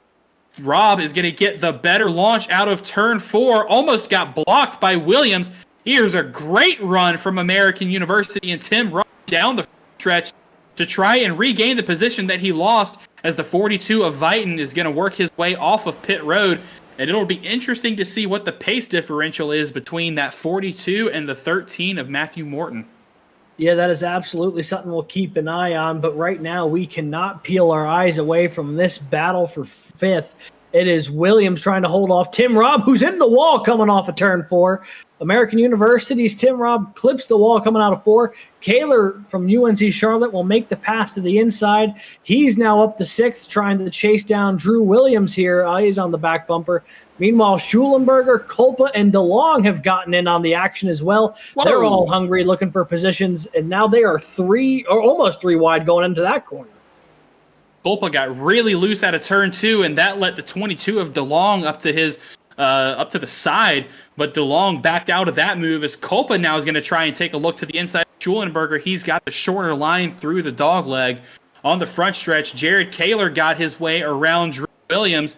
That's now 2 or 3 spots each that Williams and Robb have lost to some of these drivers that maybe have saved their tires a little bit better.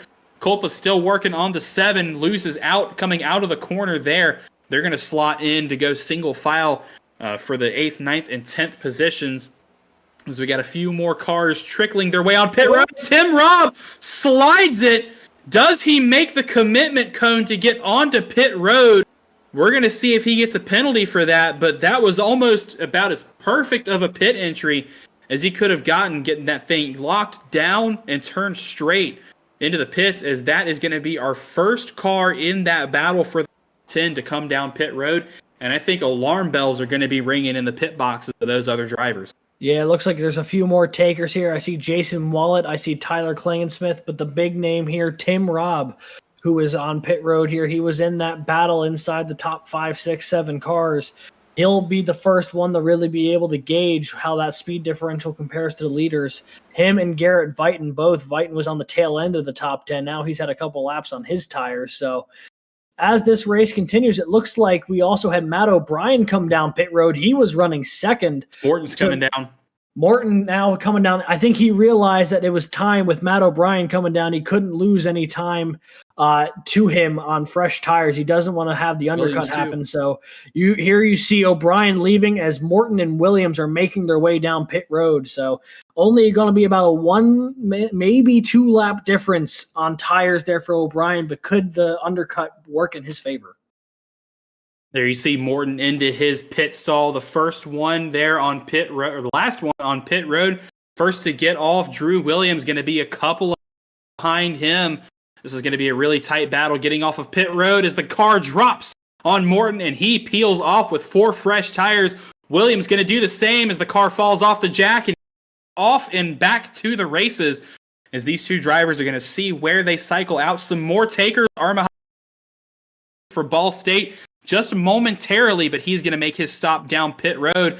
And Clint Halterman and Jared Kaler, the 2 UNC Charlotte drivers, staying out for the time being. Brandon Schulenberger, Austin DeLong, Colin Kolpa, also in that top 10 battle, have yet to come down a car.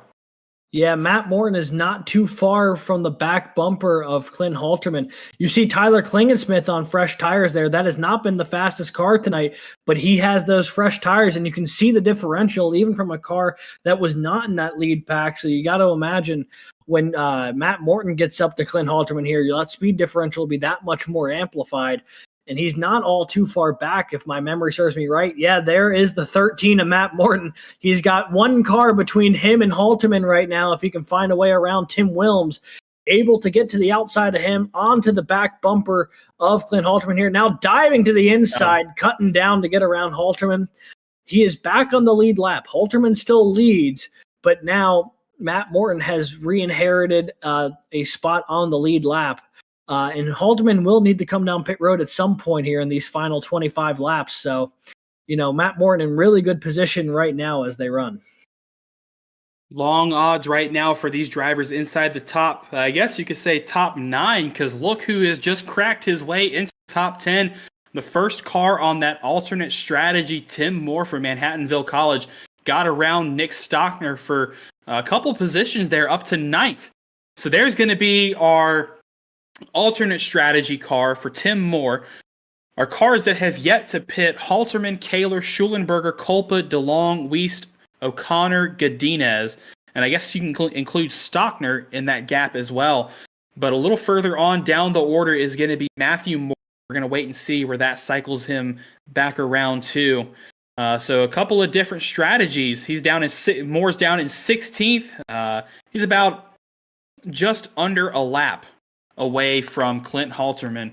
So I guess that gives, with the timer in the session winding down, these drivers out front are either hoping and praying for caution, or they're hoping that the time in this session expires. It's possible. We might hit it. It's going to be close. It's going to be a pretty neck and neck thing if this stays green. So I don't like this gamble overall for Clint Halterman, but he definitely didn't have the pace necessarily to be challenging Morton for the lead. So maybe this is the best way we could see the 07 in victory lane when it's all said and done. He currently holds a 1.2 second gap over teammate Jared Kaler, and then it's another 2.5 back to Brandon Schulenberger. But the real battle is going to be him and Matt Morton, who continues to make up ground here. As you can see on the relative, Matt Morton's timer to Andrew Burl is just chopping off by 0.5 tenth every time it updates. Yeah, so per the College Cup Series rule book, the maximum length a race can go is 100 minutes. And with the race session itself starting at 9:10 on the dot, that's going to put the checkered flag flying at 10:50 p.m. We got another 20 minutes left in the race. We've got 20 laps as well. So if this goes green, we will make it to the end of the race. if we have a caution, it's going to be extremely, extremely close for these drivers that are staying out and taking the long shot. But it looks like UNC, Clint Halterman, Jared Kaler 1-2 right now. Jake Weist in the 600 car running P6 at the moment. They are committed to this strategy. Colin Clampitt as well. If things pan out like they are right now, he will be credited with the alumni class and will gain massive, much-needed points in retaining his Alumni College Cup Series championship for Indiana University. And it looks like he's going to put Brandon Schulenberger between himself and Jake Weist. So much-needed buffer for that car as well. So we got a lot of different strategies unfolding here. This is going to be a banger of a finish if it goes green. It's getting really congested just up ahead here of Austin DeLong and Tim Robb as Robb launches to the inside. With some cars here on fresh tires and some on older ones, it has really shuffled not only the speeds that people are running, but where they're running on the track as well. And it's creating a lot of not only mismatches, but just a lot of tight situations where, you have a car on older tires who doesn't have the speed to be running with some of these faster cars, as these faster cars are battling each other on track for position, but not the position of the slower cars on track around them. And it's starting to get really, really narrow in some of these corners. So far, everyone has navigated it successfully, but just something to keep an eye on as this race progresses. Only 17 laps to go at this point from Nashville. Halterman still leads, but that gap back to Kaler has dropped from 1.2 seconds to 0.6. It is cut in half. Yeah, if you're one of these cars that has stayed out, you want a caution to come out as quick as possible. If you are Tim Moore, you don't want a caution to come out because right now you've got just slight enough edge over the cars in front where you could make a run for the win with 15 laps to go in this race. And if you're a car that came down in pit, you don't want a caution. You want this race to go green because your pace differential to the guys that have stayed out is going to be so big that you're going to catch up to them by the time this race is all said and done. I want to acknowledge the fact that ever since the last restart that we've had, Austin DeLong and Colin Clampitt have been glued to each other no matter what position they've been battling for. The 22 and the 100 just seems to have been in a perpetual battle. For the longest time, it was 10th. Now it's a battle for 3rd as they run. But those two cars just continue to race each other hard, but race each other cleanly. And just up ahead of them, Clint Halterman has reestablished a 1-second gap over Kaler as he's watching two cars who have come down pit lane and Drew Williams and Muhammad Alif get back on the lead lap and start driving away from him. But Halterman now just trying to do anything he can to make it to the end of this race if there isn't a caution, or if there is, he's praying for one to come out sooner rather than later. Only 14 laps to go here from Nashville. And ever so slowly, Matt Morton's cutting down that time, not at a crazy pace, but it's enough to definitely keep an eye on. Or excuse me, I made a mistake. We have 5.5 minutes left in this session. The race started at 9 p.m. Eastern time. 100 minutes later is going to make it 10:40 p.m. Eastern. So we've got crunch time now.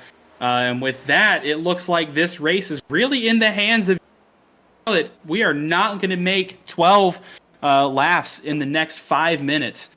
So that moonshot may have worked for these UNC Charlotte drivers in college. It's just going to be a question of if they have enough fuel to make it to the end. I don't know how big their tank is or when the last time they filled it up was.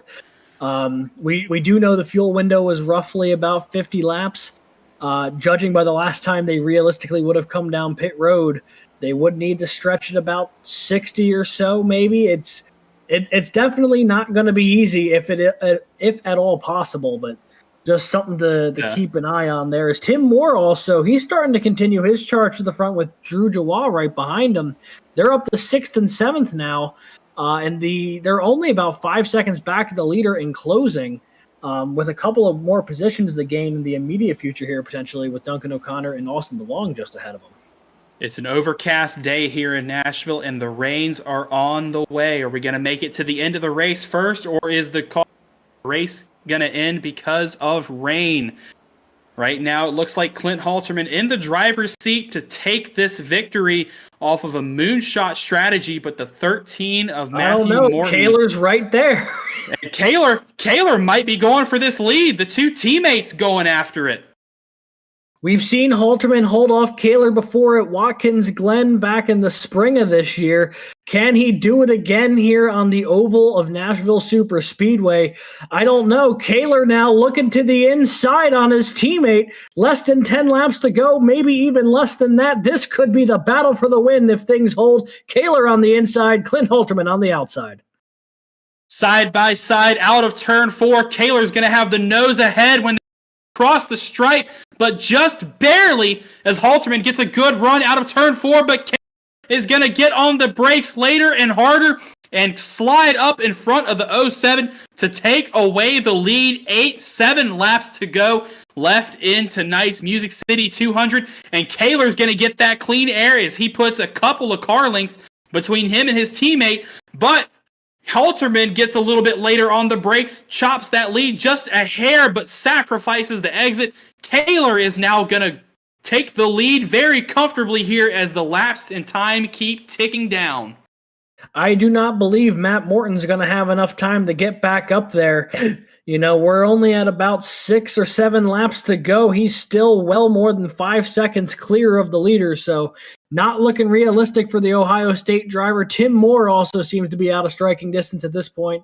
And as Kaler starts driving away from Clint Halterman, Halterman now finally is bringing it down pit road. I don't think he could have made it the full distance there, so that might have been all he could have done.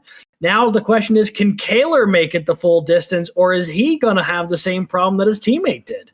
We've got just over about 2 minutes and 10 seconds left in the session, so 3-4 more laps left in this race. Kaler, O'Connor, Culpa on the same strategy. Are they going to be able to make it to the end? Did they start saving fuel laps ago? Or are they going to run out of gas within the reach of victory? Kaler right now out in front of O'Connor with a 4.5 second lead. That's UNC Charlotte over Nova Scotia Community College as Halterman bites the bullet and comes out of pit road. He is going to drop significantly down the order just before the end of this race. Heartbreaking for that 07 team. But their teammate, Jared Kaler in the number 1 car, running a part-time schedule this season. He's not going to go gentle into that good night, even though he cannot make the playoffs. I think Kaler might be coming down pit road too. He couldn't make it on fuel. Oh, no. Duncan O'Connor to the lead now with only 6 laps to go. 6 laps left, just over a minute left in the section. Splash of fuel for Kaler as he comes off of pit road, just as we were heralding him returning to the top of the CIL for the first time in 17 races. It's disaster striking for the number 1 team as they will not. But can O'Connor make it on fuel now? He's still one of the cars who has not come down pit road to my knowledge. Morton all of a sudden has a chance once again. 4 laps to go from Nashville. Matt Morton about a second back of a car who may need to come down pit road. And he's closing in too. This might work for Morton. I wrote him off, but he has certainly come back into this as that lead came down 0.2 of a second in turns 1 and 2. Duncan O'Connor significantly off the pace. Oh, the caution's out. Come out. Race is over. My goodness, what a finish. Who was the car turned at the end of turn 4? I'm not sure. Oh my goodness. With not having enough time left in the session, there will not be the time for the green-white checkered. We will hit that 100-minute mark, which means under caution, Nova Scotia Community College's Duncan O'Connor is going to miraculously find himself as the winner here tonight from Nashville. Unbelievable driving from that 34 machine. Got turned sideways about halfway through this race. Made the pit strategy call to stay out as the rains start to come down. Virtual rains start to come down here at Nashville. It's been a cloudy day all day, but the race will be shortened as we hit 10:40 p.m. here on the Eastern Seaboard. That is going to throw the checkered flag in tonight's Music City 200. And the 34 of Duncan O'Connor, as he finishes that lap, he will win the Music City 200 off of an incredible call and a gutsy strategy.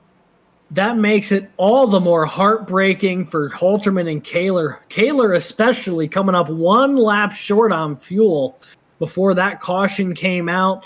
Duncan O'Connor, though, finishes it off in a miraculous fashion, going from the front of the field to the back of the field, back to the front. That strategy looked like it was all but dead in the water until it suddenly came back to life at the midnight hour. And Nova Scotia Community College picks up their first ever victory in the CIL. Duncan O'Connor picks up his first ever victory here in the CIL and will punch his ticket to the College Cup Series playoffs in the most dramatic of fashions. One thing to keep in the mind, keep at the back of your head is he going to have enough gas to make it back around and actually take the checkered flag? Because it looks like they still have two laps to run under caution. So is he going to have enough fuel to pace it around? I bet he is squeezing the heck out of that clutch pedal right now. Yeah, but I say that clutch is pushed, and he's running it in the highest gear he can get that thing to roll. We'll have to ask him how close it was on fuel, but I believe it must have been pretty close because it looked like he came down on a similar strategy as a lot of the other cars who did need to come down pit road late, but the 34 found a way to make it happen. I'm floored, like genuinely, that he was able to pull that off. Unbelievable. Looking ahead then, that is one more spot that is ticked off for the locked-in drivers of the College Cup Series playoffs, which means there will only be a handful of spots left to race your way in, as another new winner this season will close off one of those spots. And what a dramatic race it's been. I mean, Matt Morton looked like the dominant car all day. Logan Clampitt charged ahead early and then had to retire the car due to feeling ill. Drew Williams was up in the lead for a while before Morton took it back. Then it looked like it was all his race, and then we thought maybe Halterman or Kaler was going to hold on, and ultimately it is Duncan O'Connor. Wow, what a night. And he's going to bring it back around as there officially time has expired on the clock. Duncan O'Connor is officially your winner of tonight's Music City 200 as the figurative rains start to drench the track. Matt Morton, after dominating tonight's race, is going to finish second. Drew Jawa from Chattahoochee Tech brings it home third. And fourth place off of a gutsy pit strategy call, Tim Moore from Manhattanville College will be your alumni class winner tonight. And are we going green? They've re-racked the field, and I see 163 laps. What? This is not what we were being told up here initially was going to be the case. We do believe that the timer was supposed to have expired, but the lights are out on the pace car. So it looks like iRacing race control is going to let the green-white checkered happen. Well, all right. Forget everything that we just said. Time to strap those belts tight one more time. We are not done yet here from Nashville. The craziest race of the season might get even weirder before this one's all said and done. And Duncan O'Connor just saw his heart sink through his seat down to the racetrack. He's on way older tires than the cars around him, but we're going to have 2 laps to decide it all, as I think the lights the lights are back on. The lights are back on. What is iRacing doing? What it is having a giraffe, I can tell you that much. Duncan O'Connor, I think, is just pleading for this thing to be over at some point. Is he maybe that was the end of it? Fuel? I don't know what's going dropping on. Off. We're waiting to hear from the race stewards to hear the official end of this race, so we can start trying to get drivers to the booth. But right now, the taxiing continues. They've re-racked another lap onto the board. The lights are out on the pace car again. What is going on? It looks like our in-person stewards are also trying to figure out what's going on. They've tacked on. So iRacing is running the green-white checkered. We will be running to the end of this race.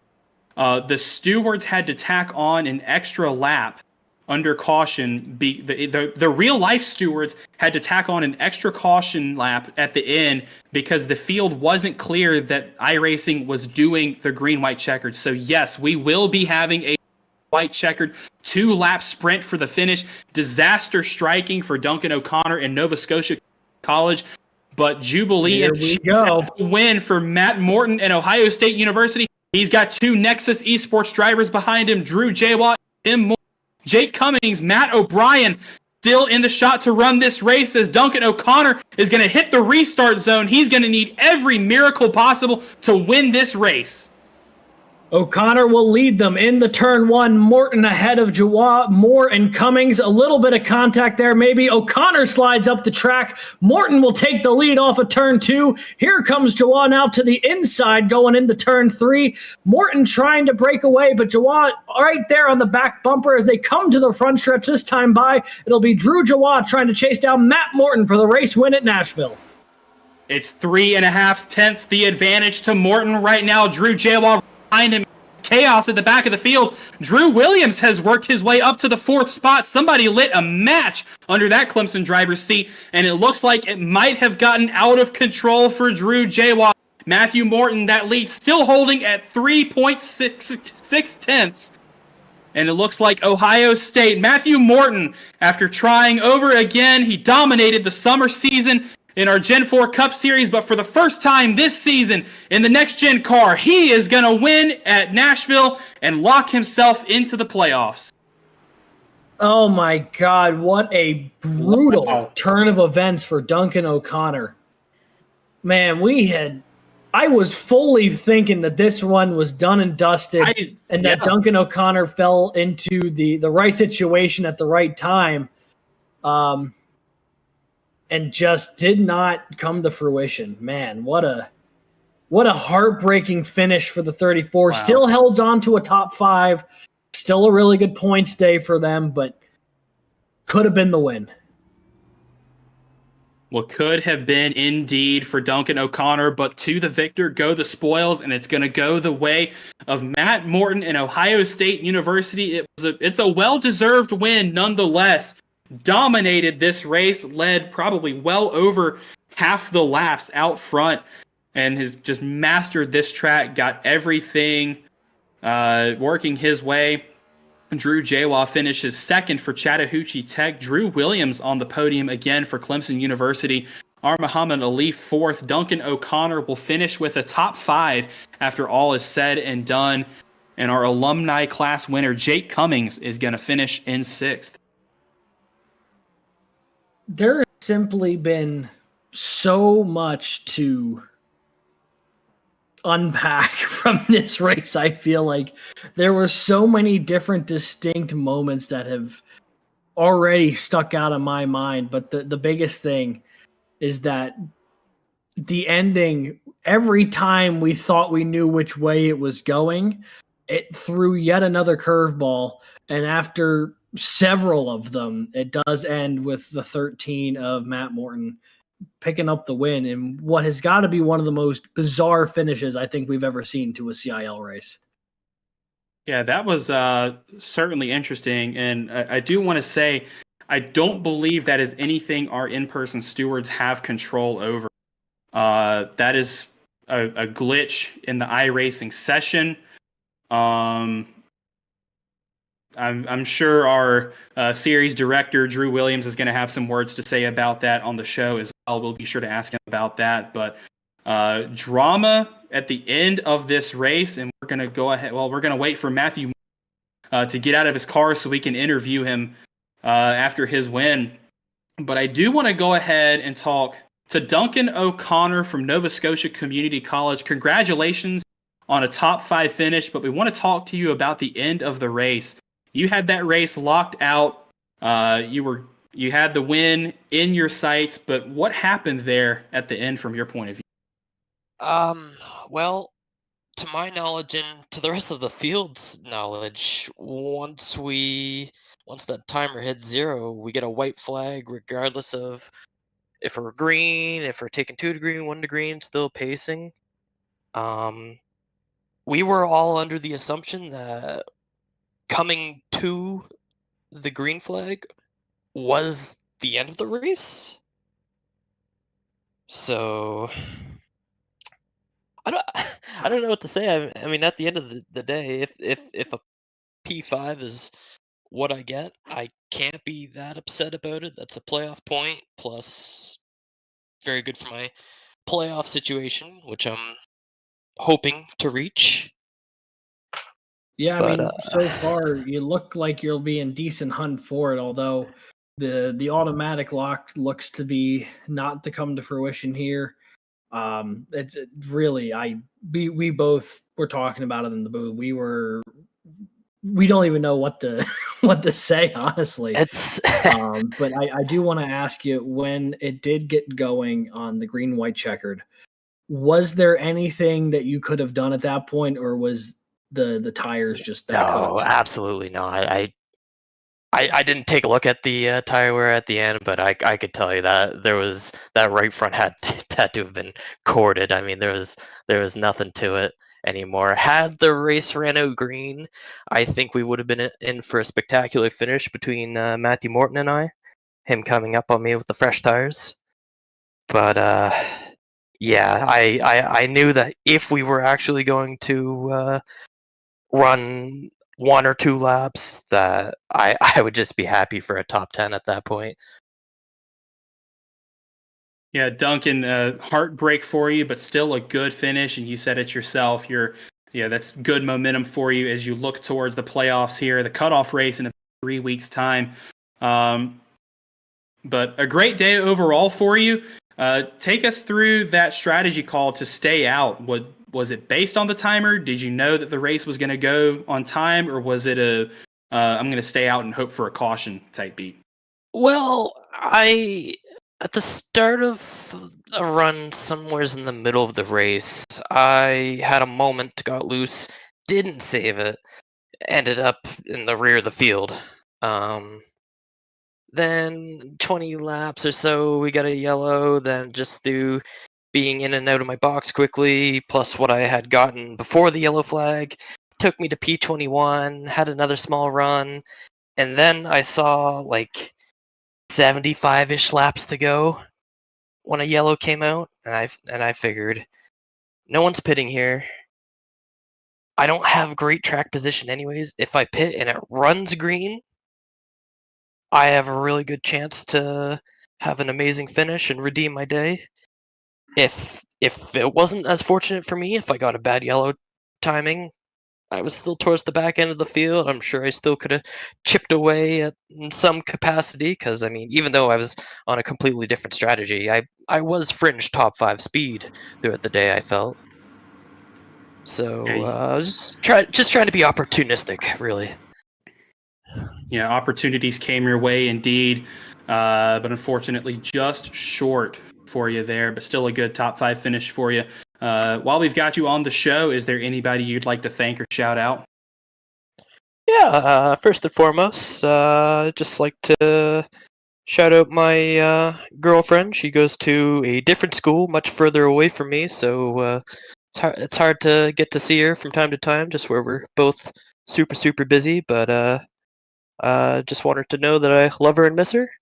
Besides that, just thank you to Matthew Morton and Matt O'Brien for always assisting me with strategy, how to run the laps, and I help them too. I think we're just kind of iron sharpening iron in some capacity, but yeah. Yeah, congratulations on a great result, even if some things didn't go your way. And hopefully we will see you back here in the booth sometime sometime towards the rest sometime oh man, I can't talk. We'll see you in the booth again, I've got no doubt. Appreciate it. Thank you. That was Duncan O'Connor, our 5th place finisher tonight. I think he made the right call, but there was some fine print in how the iRacing sessions worked. Right now, we are hearing from the stewards that these race results are unofficial, that they are reviewing the end. I would hope so. Just to that, I mean, what a what a wild turn. I do not envy the stewarding group tonight having the sort through that, because the results that were pre green white checkered and the results post green white checkered, to my understanding, are vastly different.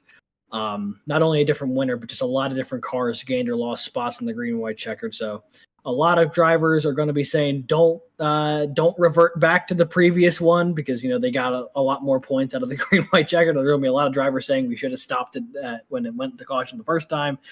It's going to be a mess. I do not envy him for it, but the iRacing throwing a bit of a wrench in the plans here tonight from Nashville. But let's say, Zach, that we talked to some of our unofficial podium finishers. Yeah, let's go ahead and talk to our third place finisher tonight, Drew Williams, also series. We're going to talk to you about the end of the race, but most importantly, congratulations on your 3. Feels like you got in a lot of podiums this season. Good points haul tonight as you make your way towards the playoffs in 3 races time. Yeah, the finish was a iRacing malfunction. We really, the stewards, the drivers, everybody expected iRacing to throw the checkered flag while we were pacing. I'm sure the booth also expected us to throw the checkered flag while we were pacing and end the race under yellow. iRacing has a mind of its own and decided not to do that. So yeah, I guess I appreciate the finish. The 1 lap shootout really benefited my position. But I guess I'll say this for the viewers and all drivers listening: these results are unofficial. We are reviewing everything. iRacing threw us a curveball, and we need to decide what we're going to do about it. Yeah, well, congrats on the unofficial podium. Even whether these results hold or not, either way, we saw you up front a lot tonight, Drew. Wanted to ask you what it was like through the middle of the race there when you took the lead away from Morton, held on to it for, say, 15, 20 laps or so, and then kind of lost that speed. Was it something that was happening in the car, or was it simply that you maybe pushed the tires a bit too much, taking away the lead, and it was just kind of coming back on the back end of the run? Morton is so fast. Y'all know that. Everybody knows it. Morton is insanely quick. I pushed my stuff really hard to try and grab the lead from him because I knew it was pretty tricky to pass all night, and I thought maybe if I get out in front of him, we get a couple of yellows, get a couple of restarts, like I can make something happen, and just wasn't able to get there. But yeah, we played the last strategy really wrong. I had a feeling we were going to go green to the end, and we stayed out on that last caution. We definitely shouldn't have. So yeah, overall good race for the guys. Yeah, Drew, we saw you inside the top 5 and top 10 pretty much all day. Your incident where you got collected with Drew Jawa put you back a couple spots, but you were able to recover pretty nicely. What happened on your end of things there? And take us through your march back up through. Oh yeah, we just got tires. Tires were old. That was a restart where I definitely should have just stayed out. But old tires just got loose on the top. There was no grip up there all night. That's why everybody was just wrapping the bottom all night. So yeah, got in a little bit too deep. Got super loose. Collected it, but lost a ton of spots. And I feel bad for Drew. He was stuck behind me just waiting and watched the whole field drive by us. But yeah, it was a fun drive back through. Had a lot of clean battles with a lot of guys. I think I was side by side with a Leaf for a whole lot of time, and then yeah, Leaf and Tim Robb gave me a lot of trouble, but that's racing, and yeah, decent race. Well, congratulations on a great result tonight. Before we let you go, is there anybody you'd like to thank or shout out while we've got you on? Of course, I want to give a thanks and a shout out to Orangeville Racing. Those guys are awesome. They run with me every single week, and hopefully, as a group, we can keep contending for wins here. Well, congratulations, man. Well, hopefully I know we'll see you back up here in the booth before the end of the season. Yep. Hopefully a couple more times. Not next week, but a couple more times. Yep. We'll catch you later. Have a great rest of your night. Thank you. That was Drew Williams, our third place finisher tonight in our Music City 200. Let's go ahead and talk to Jake Cummings from Wingate University. Finished 6th overall, but is going to take home the points for the alumni class win. That's going to be a nice points haul for you as you chase the alumni title, looking to dethrone Colin Culper from Indiana. Take us through the last stint of the race. You came in. I can't remember if you stayed out, correct? No, Or I did you come in? because I had an You EOL pitted, anyways for losing Ah. control. So I pitted there, and it made me good to go to the end. So I was like, well, let's just see what happens. We made up some pretty good amount of spots just from having slightly better tires. Got caught up in a bit of a traffic jam, lost a few spots from the people who were on my strategy as well, and then. I mean, I definitely wasn't expecting it to go green, but I sure was hoping for it to, and it did, almost. And then it looked like I was going to be able to fight with Drew and Tim. We raced each other really cleanly. That whole entire last stint was really fun, and I was reeling them back in after they had gotten by me. So that was going to be fun, and then that whole debacle happened, and what they were saying in the voice chat with how that happened in the Prodigy Racing thing last week, and they just took the results from freezing the caution. That would probably be the best thing to do in my situation, in my opinion. But if that hurts my playoff chances, then I guess I won't say that officially. So we'll figure that out. But yeah, I was honestly, my luck this season has been really, really solid, at least in this league, because I mean I was around 12th most of the first half of the race, then got loose myself, put myself in that bad situation to be in the back, and I wasn't doing myself any favors, even though the pace seemed pretty decent.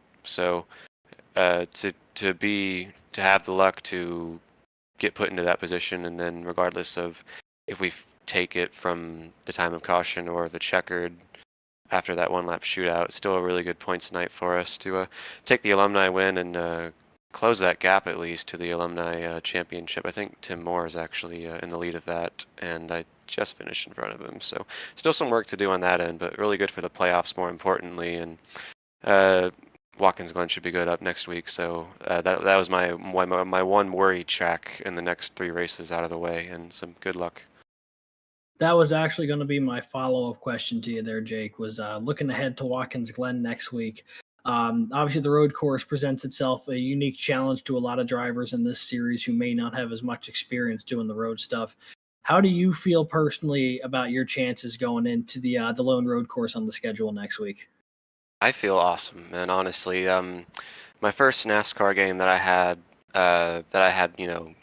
for a good amount of time and was up to date was NASCAR 14, and I just loved doing hot laps at Watkins Glen with my Xbox controller. I think it was a PlayStation controller actually, but anyways, I just loved doing that for hours and hours, trying to get into the top 10 or so on the time trial leaderboard.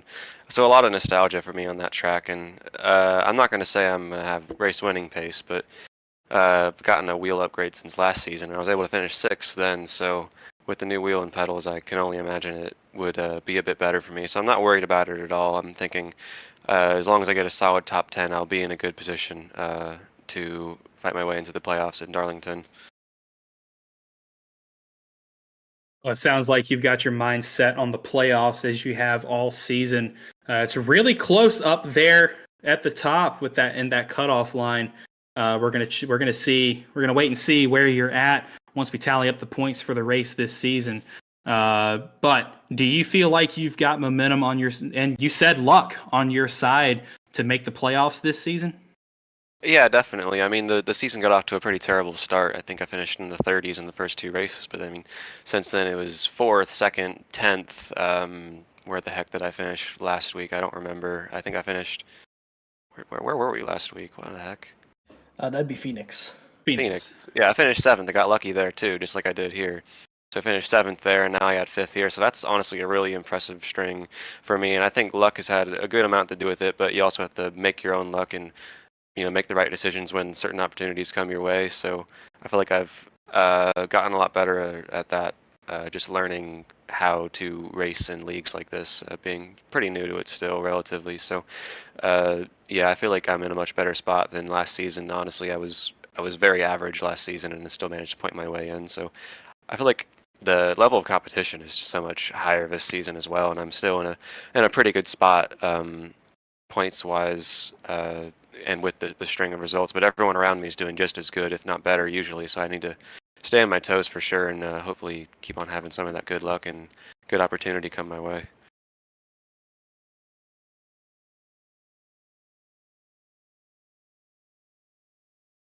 Well, Jake, thanks for coming and hanging out in the booth with us here while we've got you on the show. Is there any out or thank?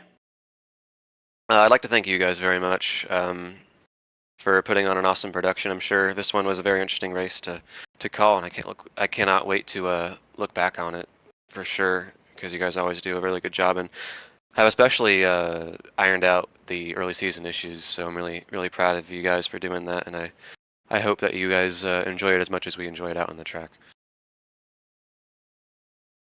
Oh, I feel touched. That was lovely. Thank you so much. Thank you. It certainly was. It was an interesting race indeed. But thanks for coming out, and thanks for coming into the booth with us. We're glad we could have you. Congratulations on the alumni win, and hope we will see you back here soon. Yeah, thank you guys. Have a great night. That was Jake Cummings for Wingate University, our alumni class winner. And let's go ahead and interview our runner-up finisher, Drew Jawa from Chattahoochee Tech. Once again, stands on the podium here in the College Cup Series. Congratulations on your runner-up finish overall. Take us through the last few laps of that race. What happened? What was the driver's perspective of what occurred there at the end? Yeah, I mean, my strategy is pretty obvious. It's kind of the same thing I went through at Kentucky. I was trying to make it to the end, and we got a lot more lucky this time. I was able to make it on fuel. I decided to pit there. Timmy had pit before for me, and I was struggling a little bit. I didn't take tires, unfortunately, and it really ended up causing me a chance to fight with Duncan. I was also a little short. Auto fuel sucks so bad. It is terrible. I don't know why it's a setting. I wish it could be disabled, but I didn't full it up all the way, and that's what really made me struggle a lot more than I needed to. But we end up getting a second place finish. Matthew was going to finish ahead of me either way. I didn't even really see how fast he was coming until about 10 to go when Timmy decided to talk about, ask me where they were. So, like I said, another good top 5, top 3 finish, and we'll go to the next race where is it the road course finally? I know we have a road course coming up pretty soon, but Sure is. The Glen comes up next week. Fine. I really run. I haven't really. I know you guys have like a Formula series, so it's going to be fun to race with those people. So, looking forward to it. Hopefully, I don't clean myself out. So it's just going to be about staying on the track and being consistent there. Yeah, congrats on the podium here, and you came into the day. You're already locked in on points. You're in a really good position. Looking forward to the playoffs. Another strong run here. How are you feeling for the last 2 races of the regular season here? Is there that much pressure at all to try and keep momentum up going to the playoffs, or is it more of just it rolls the way it does, and then come the start of the playoffs here, that's when things amp up again? Yeah, just about keeping these consistent finishes up. I do have one question to ask. Is there like an incentive to winning the regular season, like the most points, like towards the playoffs? Say that again. Yeah, I do believe there is a regular season champion, yes. Okay, yes. So going back to your question, that is my main goal right now, is to become the regular season champion. I'm not sure what the points are. I haven't really looked. Saw it was me and Matthew are pretty close, and as you saw, he had a really good race this week. So, it's just going to be about fighting him. I'm not sure who else is up there, unfortunately, but just glad with my consistent finishes so far, and we're going to try and keep on doing that. And like I said, excited for Watkins Glen, and yeah. Yeah, looking forward to Watkins Glen. How's your confidence going into that track? I know you're looking towards the playoffs at this point with yourself being locked in, but still 3 races between now and then, and Watkins Glen coming up on the horizon.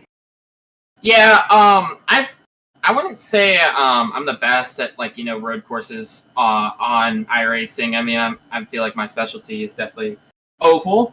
But a course that I'm pretty familiar with, especially in the next gen, is Watkins Glen. So I know I can run down some solid times. I know we have like I said, a bunch of road course ringers. I would say we talked about this earlier this season in an interview, but yeah, I'm excited for it. I know that I'm good here and there. I mean, and just hoping for a top 10. Top 10 would be nice, especially with some of the races we've had. So, yeah.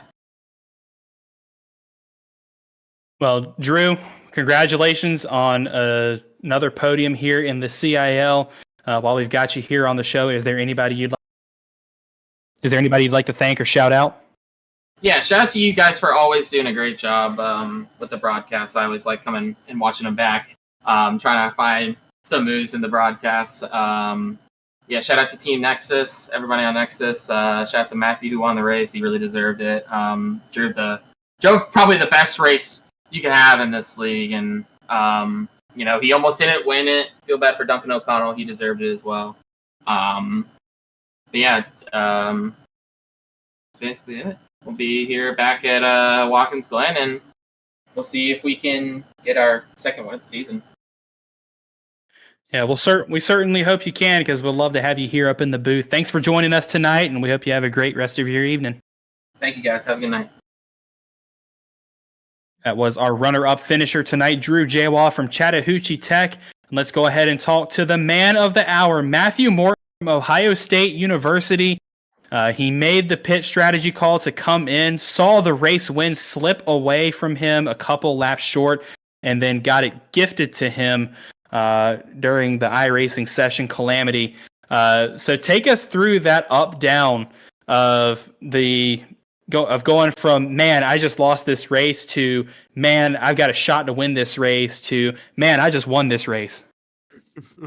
Yeah, that last stint in the race was crazy, because you never knew what was going to happen, the timer and the laps remaining. But ultimately, I was like, I just got to play it to my strategy and play it to the end. I made my bed at that moment, and it was basically just putting the laps down. And when we got that caution, I was certain the race was going to end, but according to iRacing, when the timer runs out, we get a green-white checkered. But in that moment, it was basically like I was gifted the win back, really. I hate it for Duncan because he played it perfect with the timer and everything. But yeah, on that restart, it was basically just take the lead and hope everything goes to plan. But whatever happens, either a P1 or P2, it's honestly fine with tonight. Just glad I was able to stay in the lead as long as I could tonight.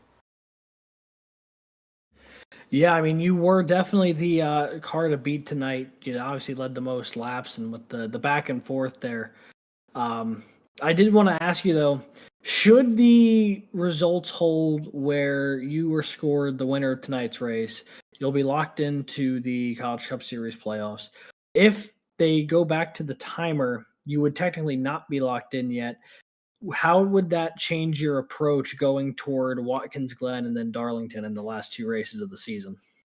Well, I mean, obviously, if the results are reverted back to the timing and scoring, the goal is just to basically keep winning, but I obviously have an opinion towards the results, but whatever happens, it happens. But yeah, I mean, goal, if we don't get the win tonight, is just go do what we did tonight and apply it to future weekend or future Mondays. Well, Matt, with that win, you have officially locked yourself into the College Cup Series playoffs this fall. which I'm assuming for you that means less pressure going into Watkins Glen next week. And then I can't remember what's after that, but I know Darlington is the regular season cutoff. Well, it is, I believe. I think these are the last three. I think it was just Nashville and then Watkins Glen and Darlington. So I think there's only two more races left in the regular season. Oh, you're right. So yeah, two races left in the regular season. Does that take a weight off of your chest, a little pressure off, that now you can start focusing on your preparation for the playoffs? If the win stands, I mean, certainly, yeah. But going into the last two races, I think the goal is just to still keep racking up wins and a good result. Because if the win doesn't stand, I believe I'm on that cut line. So even if we don't get the win, I mean, it's just gotta still get the results. But if the win does stand, the pressure is definitely relieved and can push towards a playoff run. Well, congratulations on your win tonight, Matt, and hopefully we will see you back here in the booth soon. But before we let you go, is there anybody you'd like to thank or shout out? I'll shout out the two guys I was racing with tonight, Matthew O'Brien and Michigan Tech, and guy that was leading at the end of the race, Duncan O'Connor. We were racing together. It sucks how the ending was so glitched, but yeah, I mean, I race with them every week here, and it's always fun racing in this league with them. So,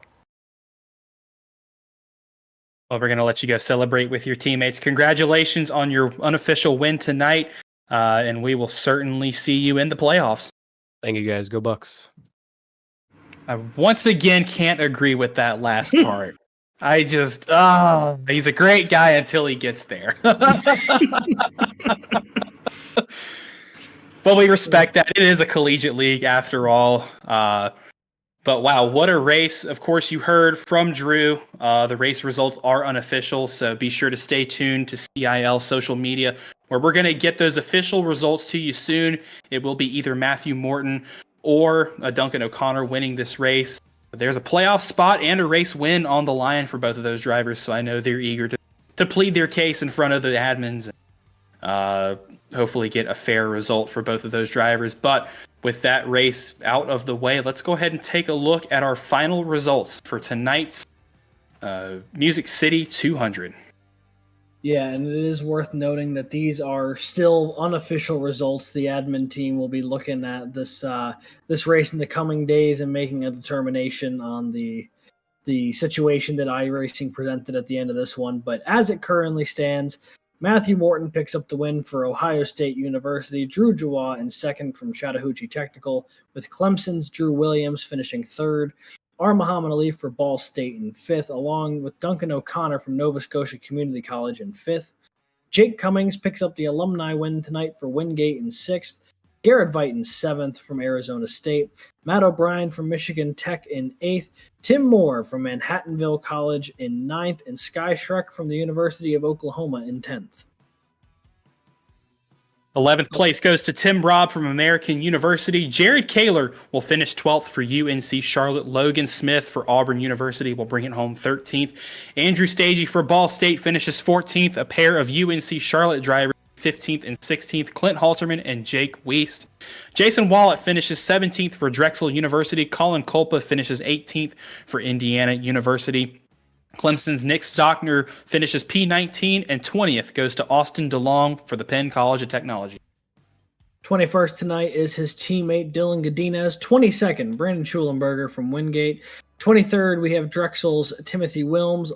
And then following him, a pair of Robert Morris teammates, Tyler Klingensmith in 24th, Jonathan Egge in 25th.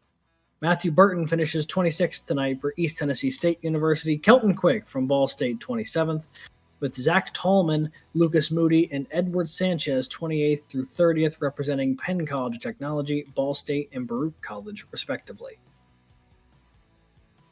Andrew Burrell finishes 31st for Clemson University. Tristan LeClaire 32nd for St. Clair College.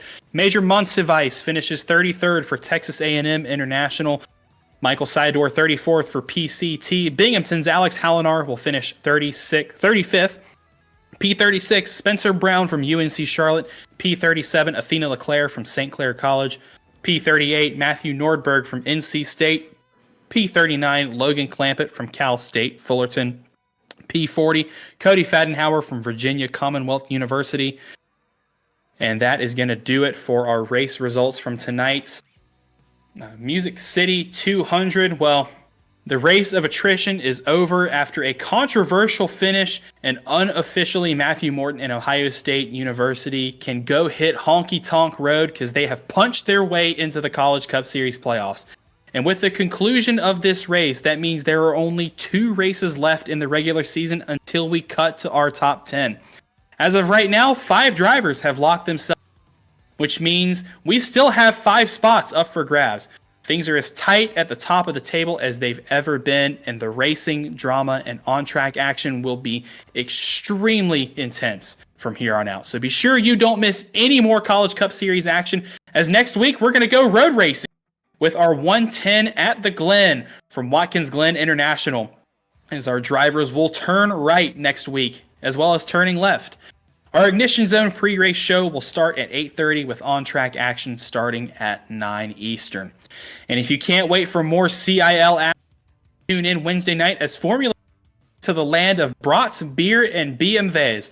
For the first time, we're heading to Der Hockenheimring Formula C German Grand Prix. Our Muhammad Alif and Ball State University have a 2G lead over the rest of the field. So will anybody be able to catch them? As we've just passed the halfway point in that season, be sure you tune in at 8:45 Eastern this Wednesday night on our CIL Twitch and YouTube channels. And I believe that is going to do it for us tonight. So on behalf of myself, co-commentator Alex, producers Christian, producers Christian, John and Keith. and John. Dang it, I'm going to get there. I'm going to get it one day. On behalf of everybody here at the CIL, we'd like to thank you for tonight's Music City 200. And until next time, stay fast.